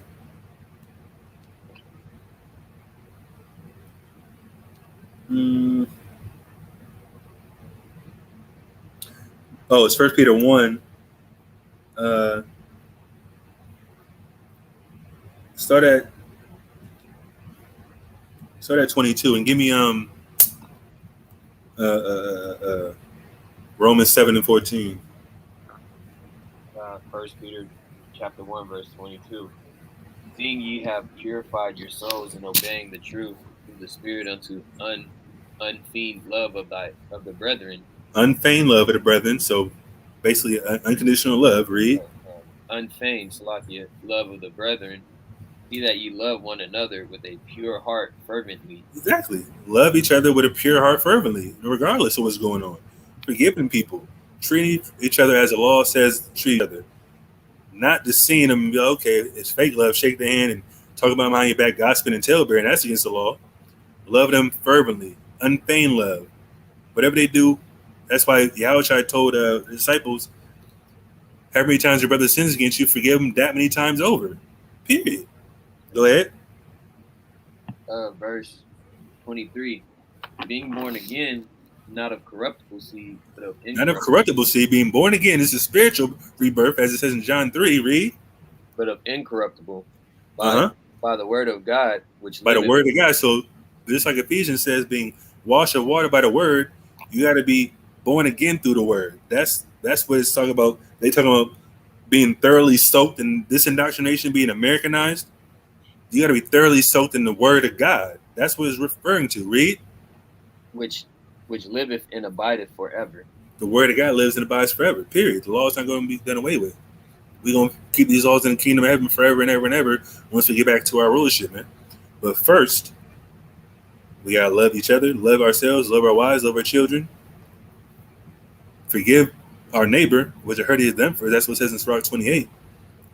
Repent to the Most High, first and foremost, and obviously believe in who the world calls Christ, Yahushua, who is our example to live by, who will be the king in the future. But ultimately, these Native Indians were immersed in the white man's religion, the white man's culture, their ideology, just like the African Americans. Just as I said, we were segregated from the quote unquote Negro tribes, the Jews, but we still had the same. They still had the same things that they were telling us, like the what's it called? Not Jim Crow, but the what's it called? Not the Jim Crow. What's the dude's name? You talking about Willie Lynch or something else? Yeah, Willie Lynch stuff. Dark skin, light skin, all that type of stuff. Like, that's not how you love each other. It's not about what you look like. But we still take on that moniker right now. Some brothers, they don't like dark skin women. No, they're too dark for me. Well, still your people, right? You still gotta love them the same, right? It don't matter if you are attracted to them per se. It's still your brother and your sister. Oh, I don't like red bones. I don't like yellow bones. I don't like natives. I don't like quote unquote like they call some natives mongoloids, even though we know for damn sure that Northern Kingdom mixed with everybody before they came over here, so they can look like anybody, dark skin and light skin, or with the chinky eyes as they call it. But let me see. You want that Romans 7 one? Yeah, go ahead. Salah, go ahead. On Romans 7:14, for we know that the law is spiritual. The law is spiritual. So the word, the law, being immersed in the doctrine of the law, the word, the law is spiritual. This is spiritual rebirth. Read. But I am carnal, sold under sin. We're carnal, sold under sin. We're in a sinful flesh. If you don't know the truth, you don't know where to begin. That's why we're in a state of hurt. We're in a state of confusion. Going every windward way of doctrine, as they call it. So being reborn comes with discipline, comes with, like I said in Hebrews, I believe the 4th chapter, you got to have that milk. You got to get brought up properly. But your mind rebirthed and thinking newly, thinking as a new person, a new creature. What you got? This is Psalms 51:2. It says, wash me thoroughly from mine iniquity and cleanse me from my sin. Cleanse you from your sin. Right, so if you don't die from your sin, you got to think differently. You got to have that, what is it called in the same chapter? That repentant heart. Go ahead. For I acknowledge my transgressions. I acknowledge my transgression. That's what we got to do. We bear iniquity of our forefathers, even to this day, and foremothers. You know, the men as the leaders got to take charge first, so the women can be like, okay, now we can return to our men, because maybe they don't have, the resources that the white man got, but we know we got to sit together these last days. That's what it comes down to. It shouldn't be about, money and cars all the time, but we can still have it. It's not a problem, but you can't forget about your people. You can teach everybody, but Most people don't want to get taught. But even if they do want to get taught, everybody doesn't have the capacity, or the Most High might not allow them to go further, because money corrupts people sometimes. You might forget about certain things when you get too much money on your belt, But is that it? No, there's a few more on there, right? And it says, "For I acknowledge my transgressions, and my sin is ever before me." Right, and then even verse 7, a few verses on there, right? Verse 7, it says, "Purge me with hyssop, and I shall be clean. Wash me, and I shall be whiter than snow." Exactly. Wash you. How you wash you? It's spiritual washing. You don't have to get dunked in the pool every time you sin. But it's talking about how you think, how you move forward from that sin, Verse 9, it says, "Hide thy face from my sins, and blot out all mine iniquities." Verse 10, Exactly. Verse 10, it says, "Create in me a clean heart, O God." Create in me a clean heart. Read. "O God, and renew a right spirit within me." Exactly. That's what we got to do. So before this new covenant, we got to pray what David prayed. Create in me a clean heart, We don't want to be sinning willfully. We don't want to be sinning at all. Even though we might sin, unsuspectingly, we don't want to be on the wrong side of wrath. We got to treat people right. Because it's all about the nation. It's not about individuals. It's about the nation, period. We got to care about everybody else, even though we might be doing better than somebody else. So, let's go. Students who endured the boarding school regimen usually encountered new trials after graduation. Although a few found a place in the white world, the vast majority returned to the reservation where they found themselves in limbo between cultures. They seldom found suitable work and too often learned that the knowledge and skills they had struggled to acquire had little relevance on the reservation. We come out half red and half white, not knowing what we are. Crazy, said John Lame Deer. That's what happens. You try to go back to the hood or go back to a Latino community dressing like a damn devil. You're like, nigga, who are you? I was watching this one show. It was called, was it Blacklist? Or was it, no. It was the show with the dude that was on 24, Sutherland. I forgot his name. Damn, basically he became like the president because everybody got blown up, but there was like this Mexican dude that was like his chief of staff, which is like basically the high seat in the presidency, like the chief, basically the head of security, basically the first person in line as far as military things like that, chief of staff. And he went back to his Mexican family because he ain't seen him in a while because he was all shaved face, clean suit. They're like, nigga, he walked in there like, bro, who are you? Like, you a gringo now. You feel me? That's what you call him, a gringo? Like, bro, put a poncho on, nigga. You feel me? But I'm just saying, you have white, half red. Black people, what? You have brown, half devil. You can't think like that. You gotta choose one or the other. You can't serve God and mammon. That's what it says. Because the mammon gonna come from the devil. He's gonna coerce you with that bread. So, Rappo, I'm gonna answer that in a second. So, when Son Elk renamed Raphael, so he used to have a tribal name. Now he has a white man, Raphael, even though that's an angel, came home to Taos Pueblo, New Mexico, after 7 years at Carlisle. The chiefs complained to his father, "He has not learned the things that Indian boys should learn. He has no hair. He has no blankets. He cannot even speak our language." Doesn't that sound similar to what happened to Nehemiah? Get that real quick. Nehemiah 10. He has no hair. He has no blankets. He cannot even speak our language, and he has a strange smell. Wait a second. He had a strange smell. He smell like a damn devil. Wet dog. That's what's happening. Yeah, Designated Survivor. See, y'all know what I'm talking about. Designated Survivor. Right? That was a dope show or series. He is not one of us. Son Elk let his hair grow long and put on the breechcloth again, but only after he married a Taos Pueblo woman was he fully accepted. Man, that's what happened, man. You know what I'm talking about? Or no, excuse me, Nehemiah 11, I believe. Nehemiah 11. Uh,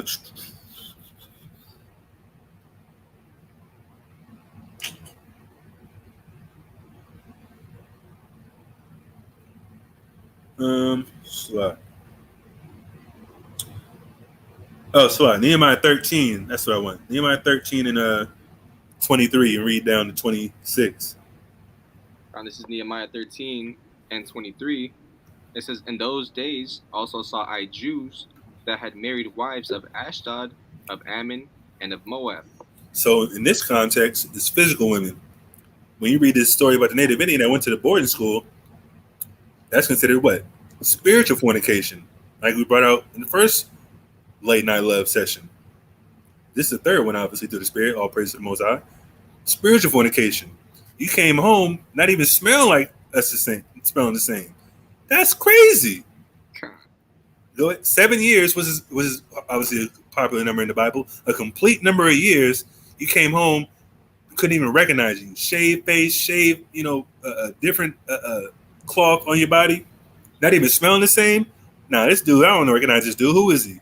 He didn't learn what any of these boys supposed to learn. In this context, in Nehemiah, our people didn't learn the Jews' ways. Read. Verse 24, "And their children spake half in the speech of Ashdod." They spoke half in the speech of Ashdod. Read. "And cannot speak in the Jews' language." They couldn't speak in the Jews' language. That's exactly what it's talking about right here. That's crazy. So instead of it happening in Assyria, it happened in the Americas. It's the same story. But this time, it's like, man, this dude smells different. That's crazy. You feel me? The OG was like, bro, who is this dude? He can't come back in until he puts on our garments and marries a native woman. That's what happened.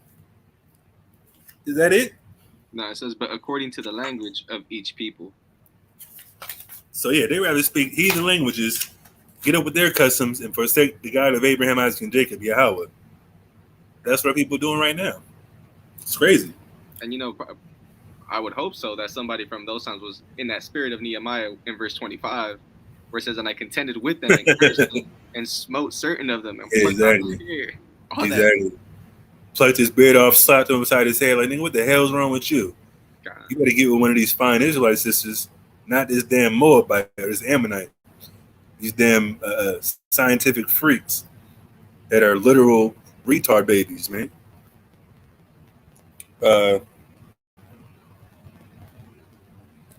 Oh man, this is crazy. As a U.S. Indian commissioner put it, the Southern Kickapoo were convinced that had the Great Spirit intended them to become white men, he would so have created them. Woo-hoo! He would create us to be white. He wanted us to be white, and that's why people gotta realize we're not supposed to be like these devils. We're separate. We're special. We're holy. We're above them. Period. They refused to be counted in the census, thinking it part of a ruse to force their children into school. Of course it is. That's what they came to my door last year. I think was last year, maybe early this year. Census dude put a little sticker, not sticker, but thing on my doorknob. Looked at it. I'm like, get out of here. Came back the next day, knocking on my door. I'm not answering the door for you. Went to my mailbox, sent in my mailbox. What? Get out of here. You're not taking no census of me. You're not going to number the children of Israel in these days. No, it's not going to happen.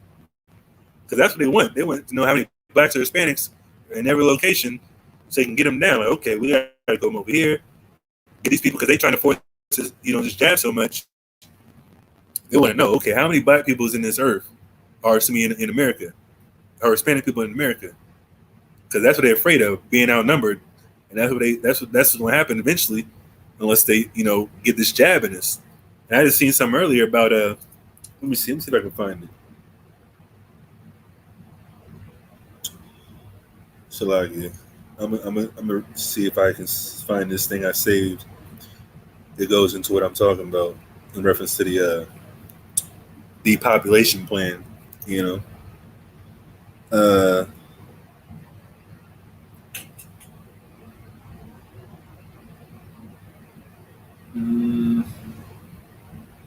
Oh, here we go. I don't know if I can. It's from RT News. I watch RT News.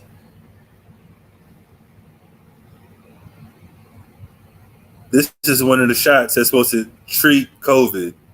You see this?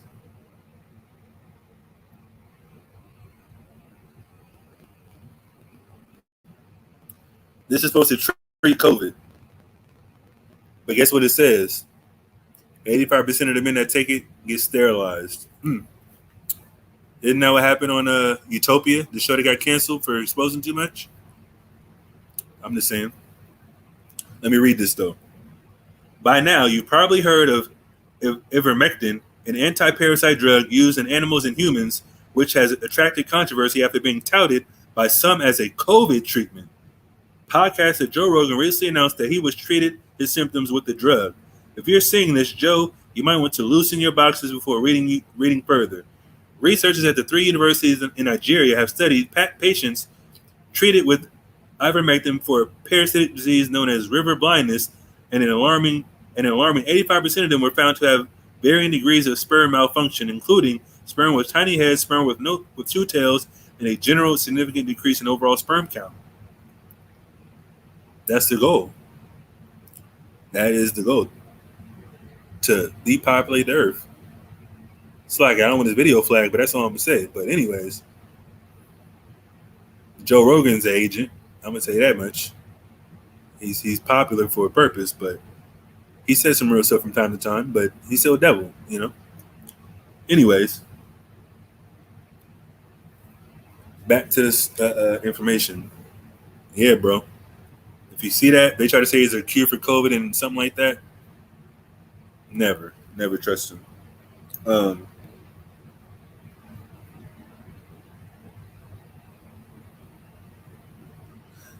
Let me see where I want to go.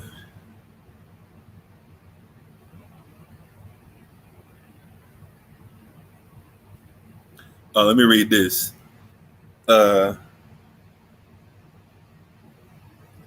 This is going to be prophetic. This is going to be crazy. On practically every reservation, people defied the prohibitions relating to traditional sacred beliefs. Medicine men practiced behind closed doors, and young men still stole off into the hills in quest of visions. Let me skip ahead. Like Handsome Lake, Squashtoon, also known as John Slocum, returned from near death with a vision of salvation for his people. Squashtoon had a second brush with death, and he attributed his survival to a bedside phenomenon and uncontrollable trembling that afflicted his attendant wife. Taking the Shaker name from his trimmer, he preached a religion that blended such electric elements as the sign of the cross from Catholicism, simple wooden churches from Protestantism, sacred dancing from traditional sailor ceremonies, and the new ritual shaking to heal believers. The Shaker movement reached north into Canada and southward through reservations all the way into California. Other prophets, it says prophets here, preached resistance to assimilation, just as the reservation era was beginning in the Northwest during the 1860s. A short hunchback medicine man by the name of Smohala, who had begun his messianic career a decade earlier, emerged to oppose white domination. A member of the tiny Wanapum tribe in eastern Washington, Smohala established the Dreamer cult, so-called because of his practice of spending long periods of time in dream-like states. He denounced the plowing of the earth as a sacrilege and predicted the rising up of Indians living and dead in a mighty force that would sweep away their white oppressors. What does that sound like? That sounds like a prophecy to me.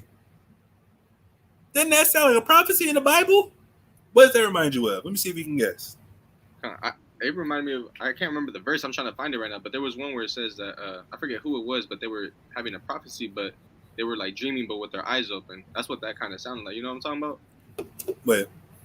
I forget what verse it was, but it described how he was seeing the vision, but it said that it looked like he was dreaming or sleeping, but with his eyes open or something like that. I don't remember that. Yeah, I'm That gonna doesn't ring a bell, but yeah, but that's I'm gonna get another one. Give me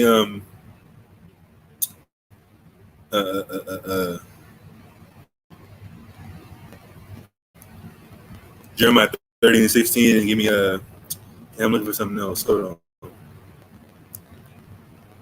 See, I wasn't even prepared to go into this, but this is powerful. Balak. Nah. Let me finish reading this while you get that. His anti-white influence became so pervasive that authorities attributed all Indian defiance in the region to Smohala and his followers. even blaming them for the attempted flight to Canada in 1877 by Nez Perce, who were intent upon avoiding confinement on a reservation. We know who Nez Perce is, right? The Nez Perce Indians. You know what it is, Kashab? Nah, You know? nah. Hold on, is that book here? Damn, I think it's over there. Hold on, get that. Get the book where it has Chief Joseph Stone. That's what it's talking about. It's talking about Chief Joseph, the Nez Perce Indians.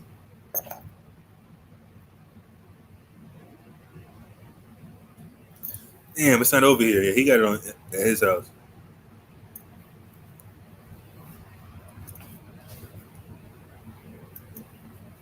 Do you remember which one it is? This guy got hella. Huh? You remember which one it was? Oh, the Chief Joseph one. Huh? Yeah, Chief Joseph. What does it say on the front? And it says, Nirburn was written about a man of humility and grandeur whose patient anguish and devotion to his people should be part of our national mythos. Is that what that was? Oh, no. So, like, you mean the actual title. It says Chief Joseph and the Flight of the Nez Perce. Yeah, the Nez Perce Indians. That's what's talking about in this book. Because the Nez Perce Indians was close to that region as well. It says this person was so anti-white that he persuaded people to move to Canada.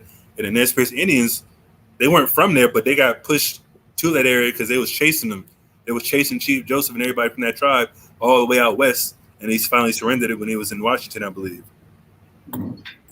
So, yeah, numbers 24 and 4. He said Balak. I'm like, Balak? Nah, it's Balaam. Yeah. That's what he's talking about. Yeah, he's talking about Balaam, numbers 24 and 4. You want me to get that? Yeah, that's what you're talking about. Yeah. So, okay, Khan. Yeah, I said Balak. I'm like, not Balak. Like, no, that don't sound right. But that's what it is. Yeah, Khan. This Numbers 24:4 says, "He hath said, which heard the words of God, which saw the vision of the Almighty, falling into a trance, but having his eyes open." Exactly. What it sounded like. Yeah, I mean, it doesn't say they had their eyes open, but it said a dream-like state. So they were in trances. So it doesn't necessarily say that, but you can, say they was getting visions per se because that's what they was looking for, and that's what it says in Joel. He gonna have his men dream dreams and have visions. Give me that in Joel 2 and 27. Joel 2 and 27. This says, "And ye shall know that I am in the." Oh, that's not it. 32.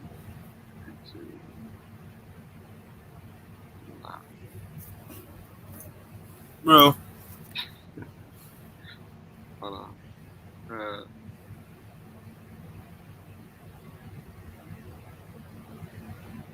28. This dude. This is Joel 2 and 28. "And it shall come to pass afterward that I will pour out my spirit upon all flesh, and your sons and your daughters shall prophesy. Your old men shall dream dreams, and your young men shall see visions." Exactly. Young men see visions. Native Indians have visions as prophesied. Most High was dealing with them for a second. The anti-white movement, hey, I'm all for it. 2021. You see? Okay. You wanted Jeremiah 30 and 17? 30 and 16. 16. "And therefore all they that devour thee shall be devoured, and all thine adversaries, every one of them, shall go into captivity." Exactly. That's what this brother was prophesying and having visions of. Having the white settlers, what does it say? He denounced the plowing of the earth as a sacrilege and predicted the rising up of Indians, living and dead, in the mighty force that would sweep away the white oppressors. That's what's going to happen. Just like Genesis 49, Gad gonna overcome at the last. That's what it's talking about. He saw that vision back in the day, in the 1860s, prophesying. These guys ain't Israelites. Kidding me? Dude is tripping, man.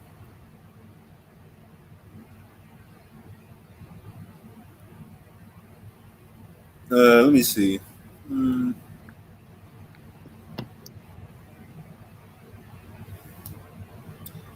there's a lot of stuff in here, bro. It's crazy.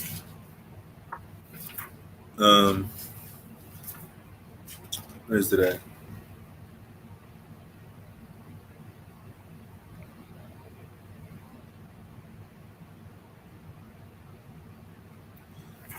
I want to get something else. Actually, let me get this.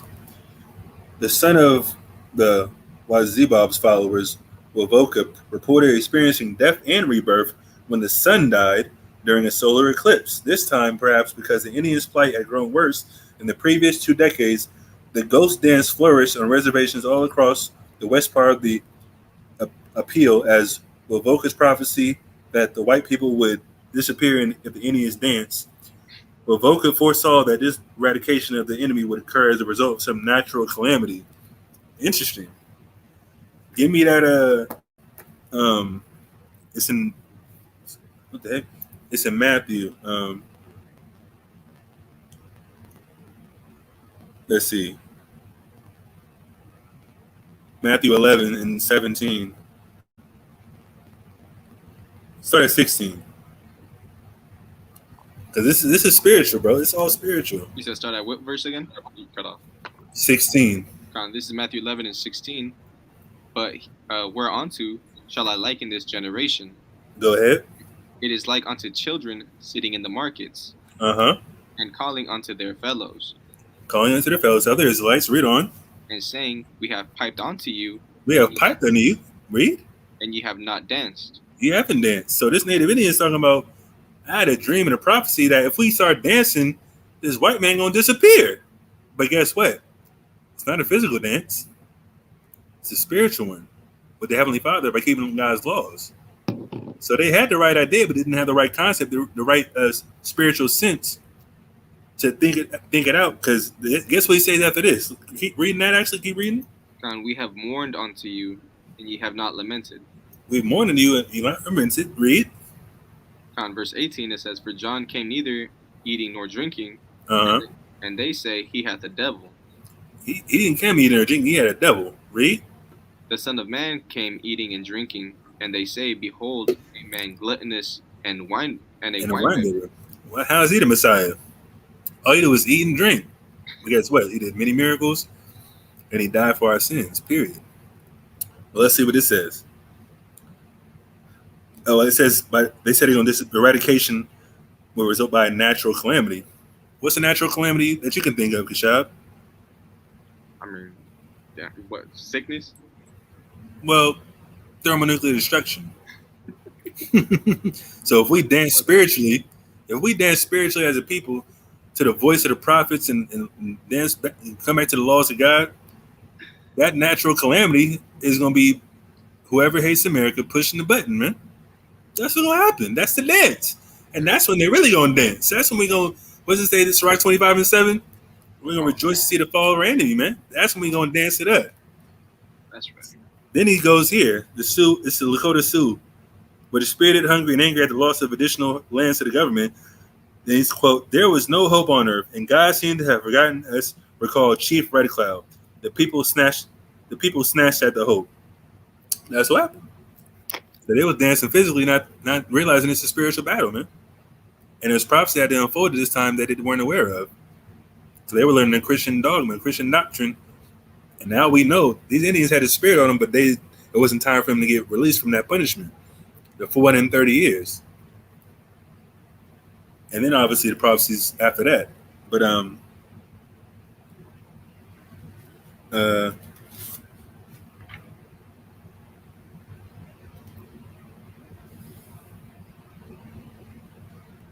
this is what they did. This is wicked as hell, but as the ghost dance ebbed after the Wounded Knee tragedy, a new form of worship arose on the southern plains.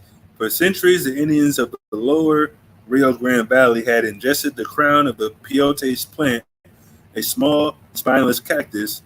Peyote, a hallucinogen, became central to a ritual for healing, prophesying, and acquiring spiritual power. Interesting.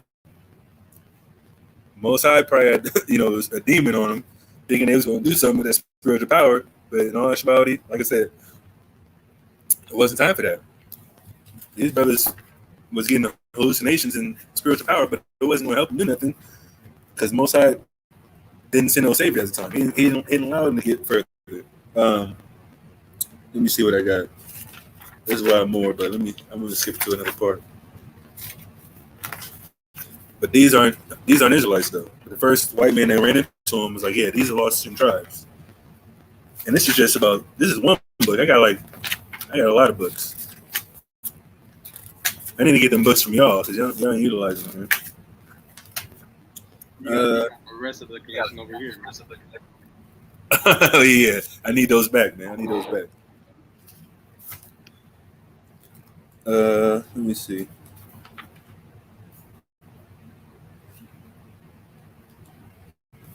Look at these fringes. It's a lot.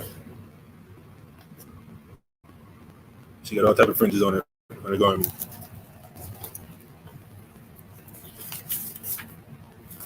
Let me see. Where is it at? Those got all type of fringes. I think that might be it, actually. Yeah, we already been on them in 3 hours. So, well, at the end of the day, I wasn't expecting to go into the book that much, but that is the title, so I guess I can keep the title. It's just one book about Native Indians, man. There's all type of history, prophecy, all involved in there. It's all spiritual. All can be tied back into the scriptures. How people acted, how people succumbed to the white man's rule and jurisdiction. How they thought, like, man, we have visions of this white man being destroyed and wiped away, which is in the Bible. Now, through the Spirit, they have an opportunity to redeem themselves, have them same visions to this day.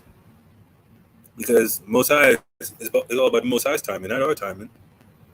Like I said, we might not be out of here for quite some time, who knows? But we gonna still be in this faith, doing our thing and teaching our people. The Gadites might be the toughest people to reach at these times. Because they've been so far removed and they don't believe in the white man's religion so much. They think every time we open the Bible in front of them, oh, it's white man's book. Like, no, this is history. Y'all believe in some of this stuff. Or it's like they believe in all this stuff back in the day. All the customs that they kept was from the laws of God. They just forgot their identity. Give me that Ezekiel 17 or Jeremiah 17:4. Surah 39:28. Yeah, I can break it down in a second. Jeremiah 17:4, and thou, even thyself, shalt discontinue from thine heritage that I gave thee. Exactly. The Israelites will discontinue from the heritage that they gave them. From the BC times all the way up to now. There's plenty of Israelites that don't know no better. They don't know the truth. And it's time to wake up. Give me that Romans 13:11. Is that it? Nah. And I will cause thee to serve thine enemies in the land which thou knowest not, for ye have kindled the fire in mine anger, which shall burn forever. Exactly.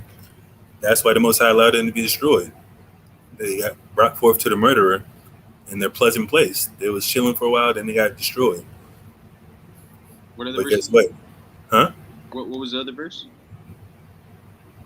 Sirach 39:28-31. That's what Rapper All wants to break down.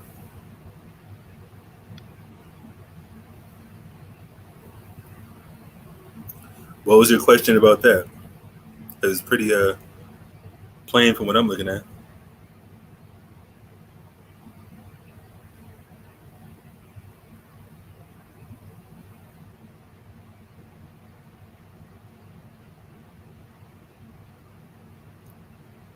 You got that? Oh yeah, this is Sirach 39. 28-31. It says, "There be spirits that are created for vengeance, which in their fury lay on sore strokes. Mm-hmm. In the time of destruction, they pour out their force and appease the wrath of him that made him. Exactly. Go ahead. Fire and hail and famine and death, all these were created for vengeance. All these created for vengeance. Read on. Teeth of wild beasts and scorpions, serpents, and the sword, punishing the wicked to destruction." Right, verse 31. "They shall rejoice in his commandment, and they shall be ready upon earth when need is. And when their time is come, they shall not transgress his word." Come. Is it about the 2/3? I think it's about anybody, any judgments, because it doesn't say it doesn't say if it's for sinners or people that disobey. It's just talking about whatever the Most High, whoever Most High wants to judge, they gonna get it by a famine. They gonna get it by getting swept away in a hurricane, earthquake, fire, hail. People getting struck by lightning randomly, get attacked by a snake, bit by a snake, die somewhere. All that type of stuff. Get their head chopped off. Go into a swamp. Got an alligator chew them up. All that stuff happens, bro. You see that in wild videos. I can pull up a video right now. Somebody getting attacked by an animal, thinking it's sweet. Going out hunting, and the hunted become the hunter, man. Hunting bears, hunting elk. You know how big an elk is, bro? How big a grown elk is with antlers that's bigger than your whole body? You get stomped out. You're not dealing with that, bro. An elk is the least of the animals you should worry about. You gotta worry about bobcats and mountain lions and whatever the case may be, bro. It gets sick in the wilderness, bro. Hey, Shatai, there's a saying also in Spanish, right? It said it's pretty much in English, right? It's saying when it's your time to go, it's your time to go. You can even die from an ant bite. You know what I mean? So it gets crazy. Man. You get attacked by a swarm of ants. It might be ugly. You can die from them poisonous frogs out in Brazil. They're like this big. Yeah. It's over if you touch one of them. It's a wrap. And I think I spoke about this a while ago. There's actually it's like an animal that lives in like a small ass shell. Like it injects you, bro. You die in like less than a minute, bro. That's how poisonous it is. It can get gross, real bad. And most high can have anything happen. I forgot where I seen it at, but there's literally an animal that's in the shell that it lives in the shell. It can't get out of there, but it has a little stinger. And that's how it eats its food. It just stings you, die on impact, bro. Be dead in a minute. Even like the powerful officer Hazard, when it's your time to go, man, you can even die from a midget on a big wheel, man. I'm telling you, bro. Die from a heart attack. Die in your sleep. Have an aneurysm. Have a alert reaction to the food you eat. Most High is cold, man. He can do anything. He can maim you. He can, have you lose a limb. Whatever the case may be. That can be a judgment. Not just death. But that's why it says, I think it's, give me that in Psalms. I think it's 78 and 49, I believe. And this is Psalm 78, verse 49. He cast upon them the fierceness of his anger and indignation. Go ahead. By sending evil angels among them. Exactly. The Most High could send an evil angel among you. That's how you know there ain't no such thing as hell or no fallen angel. Most High sending evil angels among people. A death angel. Go into what recently happened recently? I think I seen something on Instagram. Two brothers was arguing in like a restaurant. Negroes, obviously. Judites, probably, whatever the case may be. All of a sudden, what happens? Nigga pull out a strap. Bah, bah, bah, bah, bah. That fast. You don't know what people's thinking, what people got on. They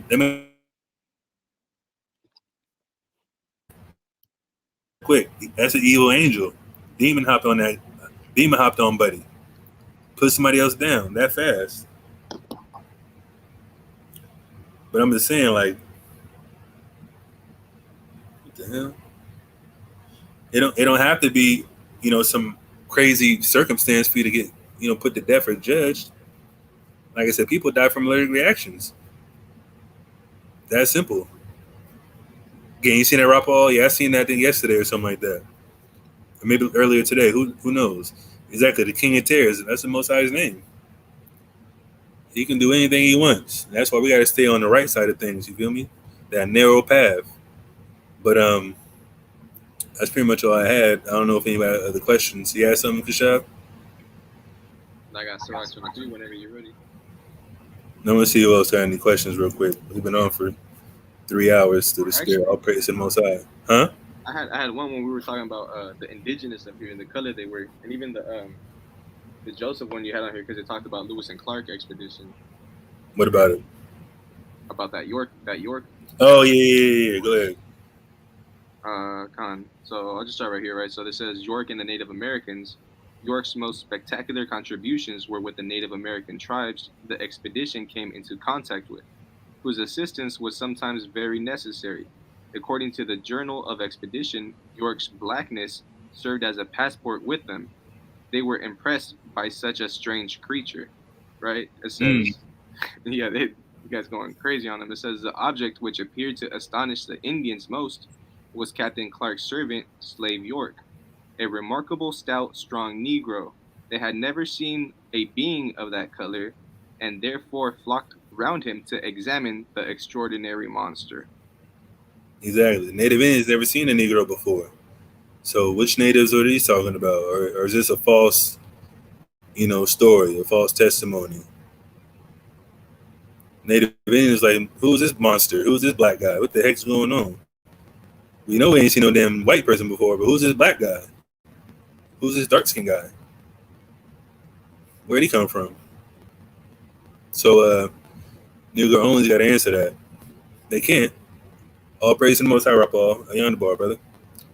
But yeah, it's just too much information on the natives to deny. And like I said, we don't deny that there was darker skinned Indians or Native Indians anywhere, in the islands in North Central South America. But they're not all Negro. That's the thing. There's no phenotype exclusivity amongst the nation of Israel. It doesn't make any sense. We're all one nation, black and brown, and light skinned and lighter. Like I said, I seen a brother. Where was I at? Was I in Atlanta or was I in? I forgot where I was. I seen a brother. I'm like, I look at him like, why is he over here?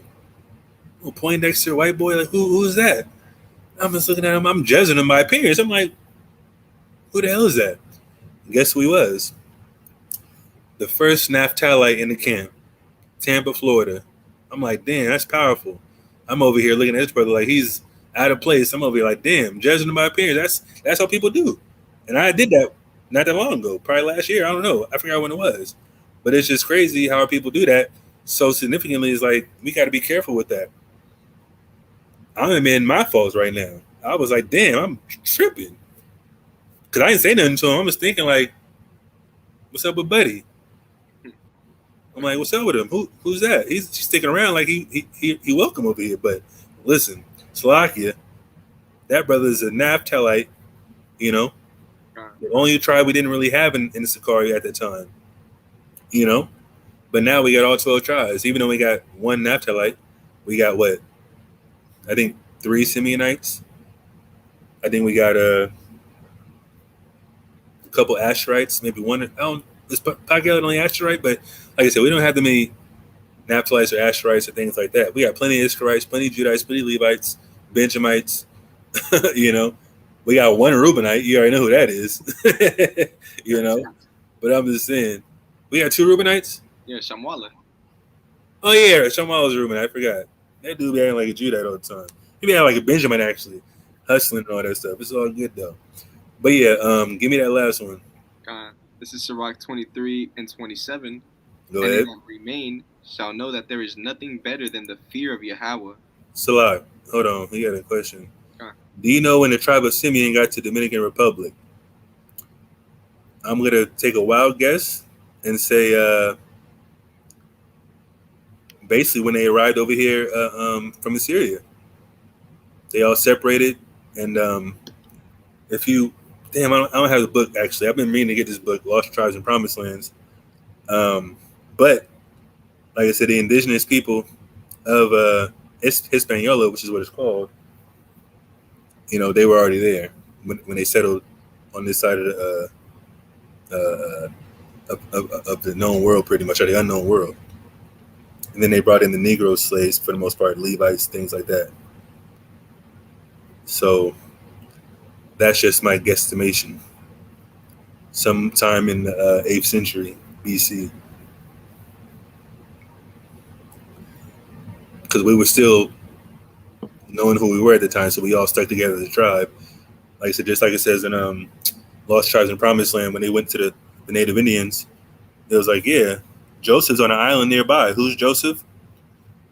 The quote unquote Cubans and Ephraimites. Where are they at? On the island right there off the coast. Cuba's right there. Puerto Rico's right there. That's where they were. So they knew where their brothers were.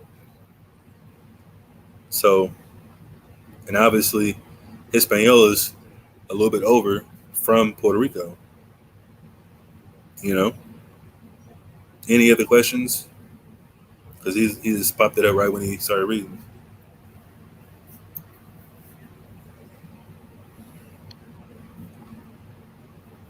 Wilhelm Ludwig Johansen. Oh, the phenotype thing? That's so stupid. All you gotta do is say, oh, what was Bob Marley? What about Tia and Tamara, Faith Evans, Lenny Kravitz? Who else? Andre Ward, the famous boxer from Oakland. His dad's a fake Jewish man. So, what does that mean? Is he a Jew? He can claim to be a Jew since his dad's a fake Jew, but he's an Edomite. I didn't know that one. That's crazy. Yeah, Andre Ward's dad is a Jewish man. The famous boxer, even to right now. Devil. Ain't no qualms about it. He's going into slavery, period. I can be a fan of his boxing skills, but I don't feel no type of way towards him. All praise to the Most High, Lumar. But yeah, read that last one. Sirach 23 and 27. And they that remain shall know that there is nothing better than the fear of Yahweh. Uh-huh. And that there is nothing sweeter than to take heed of the commandments of Yahweh. Read. It is great glory to follow Yahweh. It's great glory to follow Yahweh. Native Indians didn't see that glory. They didn't have that feeling of return to the Most High because they already got soured by the white man's doctrine of Catholicism and what they say Calvinism, the Puritan gospel, as they say, being immersed in Americanism. Crazy. They got turned off by it, just like our people do to this day, by the Christian church. They leave the Christian church and try to find every other religion besides what the Most High instilled upon them at Mount Sinai, which is the law, statutes, and commandments as an Israelite. There's great glory when you follow Yahweh. Just like the vision. Shoot me. Oh yeah, Laura London, yeah, she's a devil too. But anyways, just like that Native Indian had that vision of the white oppressors being wiped away, that's what's going to happen if you return to the Most High under the law, statutes, and commandments and follow Yahweh as the example, period. Go ahead. And it is great glory to follow Yahweh, and to be received of him is long life. Facts. That's one of my favorite scriptures. Like I said, I always in there became with that. To be received the Most High is long life, the everlasting life that everybody talks about, from sea to shining sea. Believe in Christ, have faith, and you'll go to heaven. But guess what? Heaven is going to be ruled by the nation of Israel, the black and brown man, the black, Hispanic, Native American, so-called 12 tribes of Israel, scattered abroad. You know, we don't have to call the rest of Israelites scattered black, Hispanic, Native Americans, but they're Israelites scattered abroad, period, by blood. But anyways, with that, we're going to close out. Give all praise, honor, and glory to Yahweh by Shem HaMashiach Yahweh Shai. Hope the class was edifying, the history, information, everything that you can, ask questions about, or obviously research on your own. There's plenty of history on Native Indians, plenty of history on all the Snow Central and South American tribes, all that type of stuff.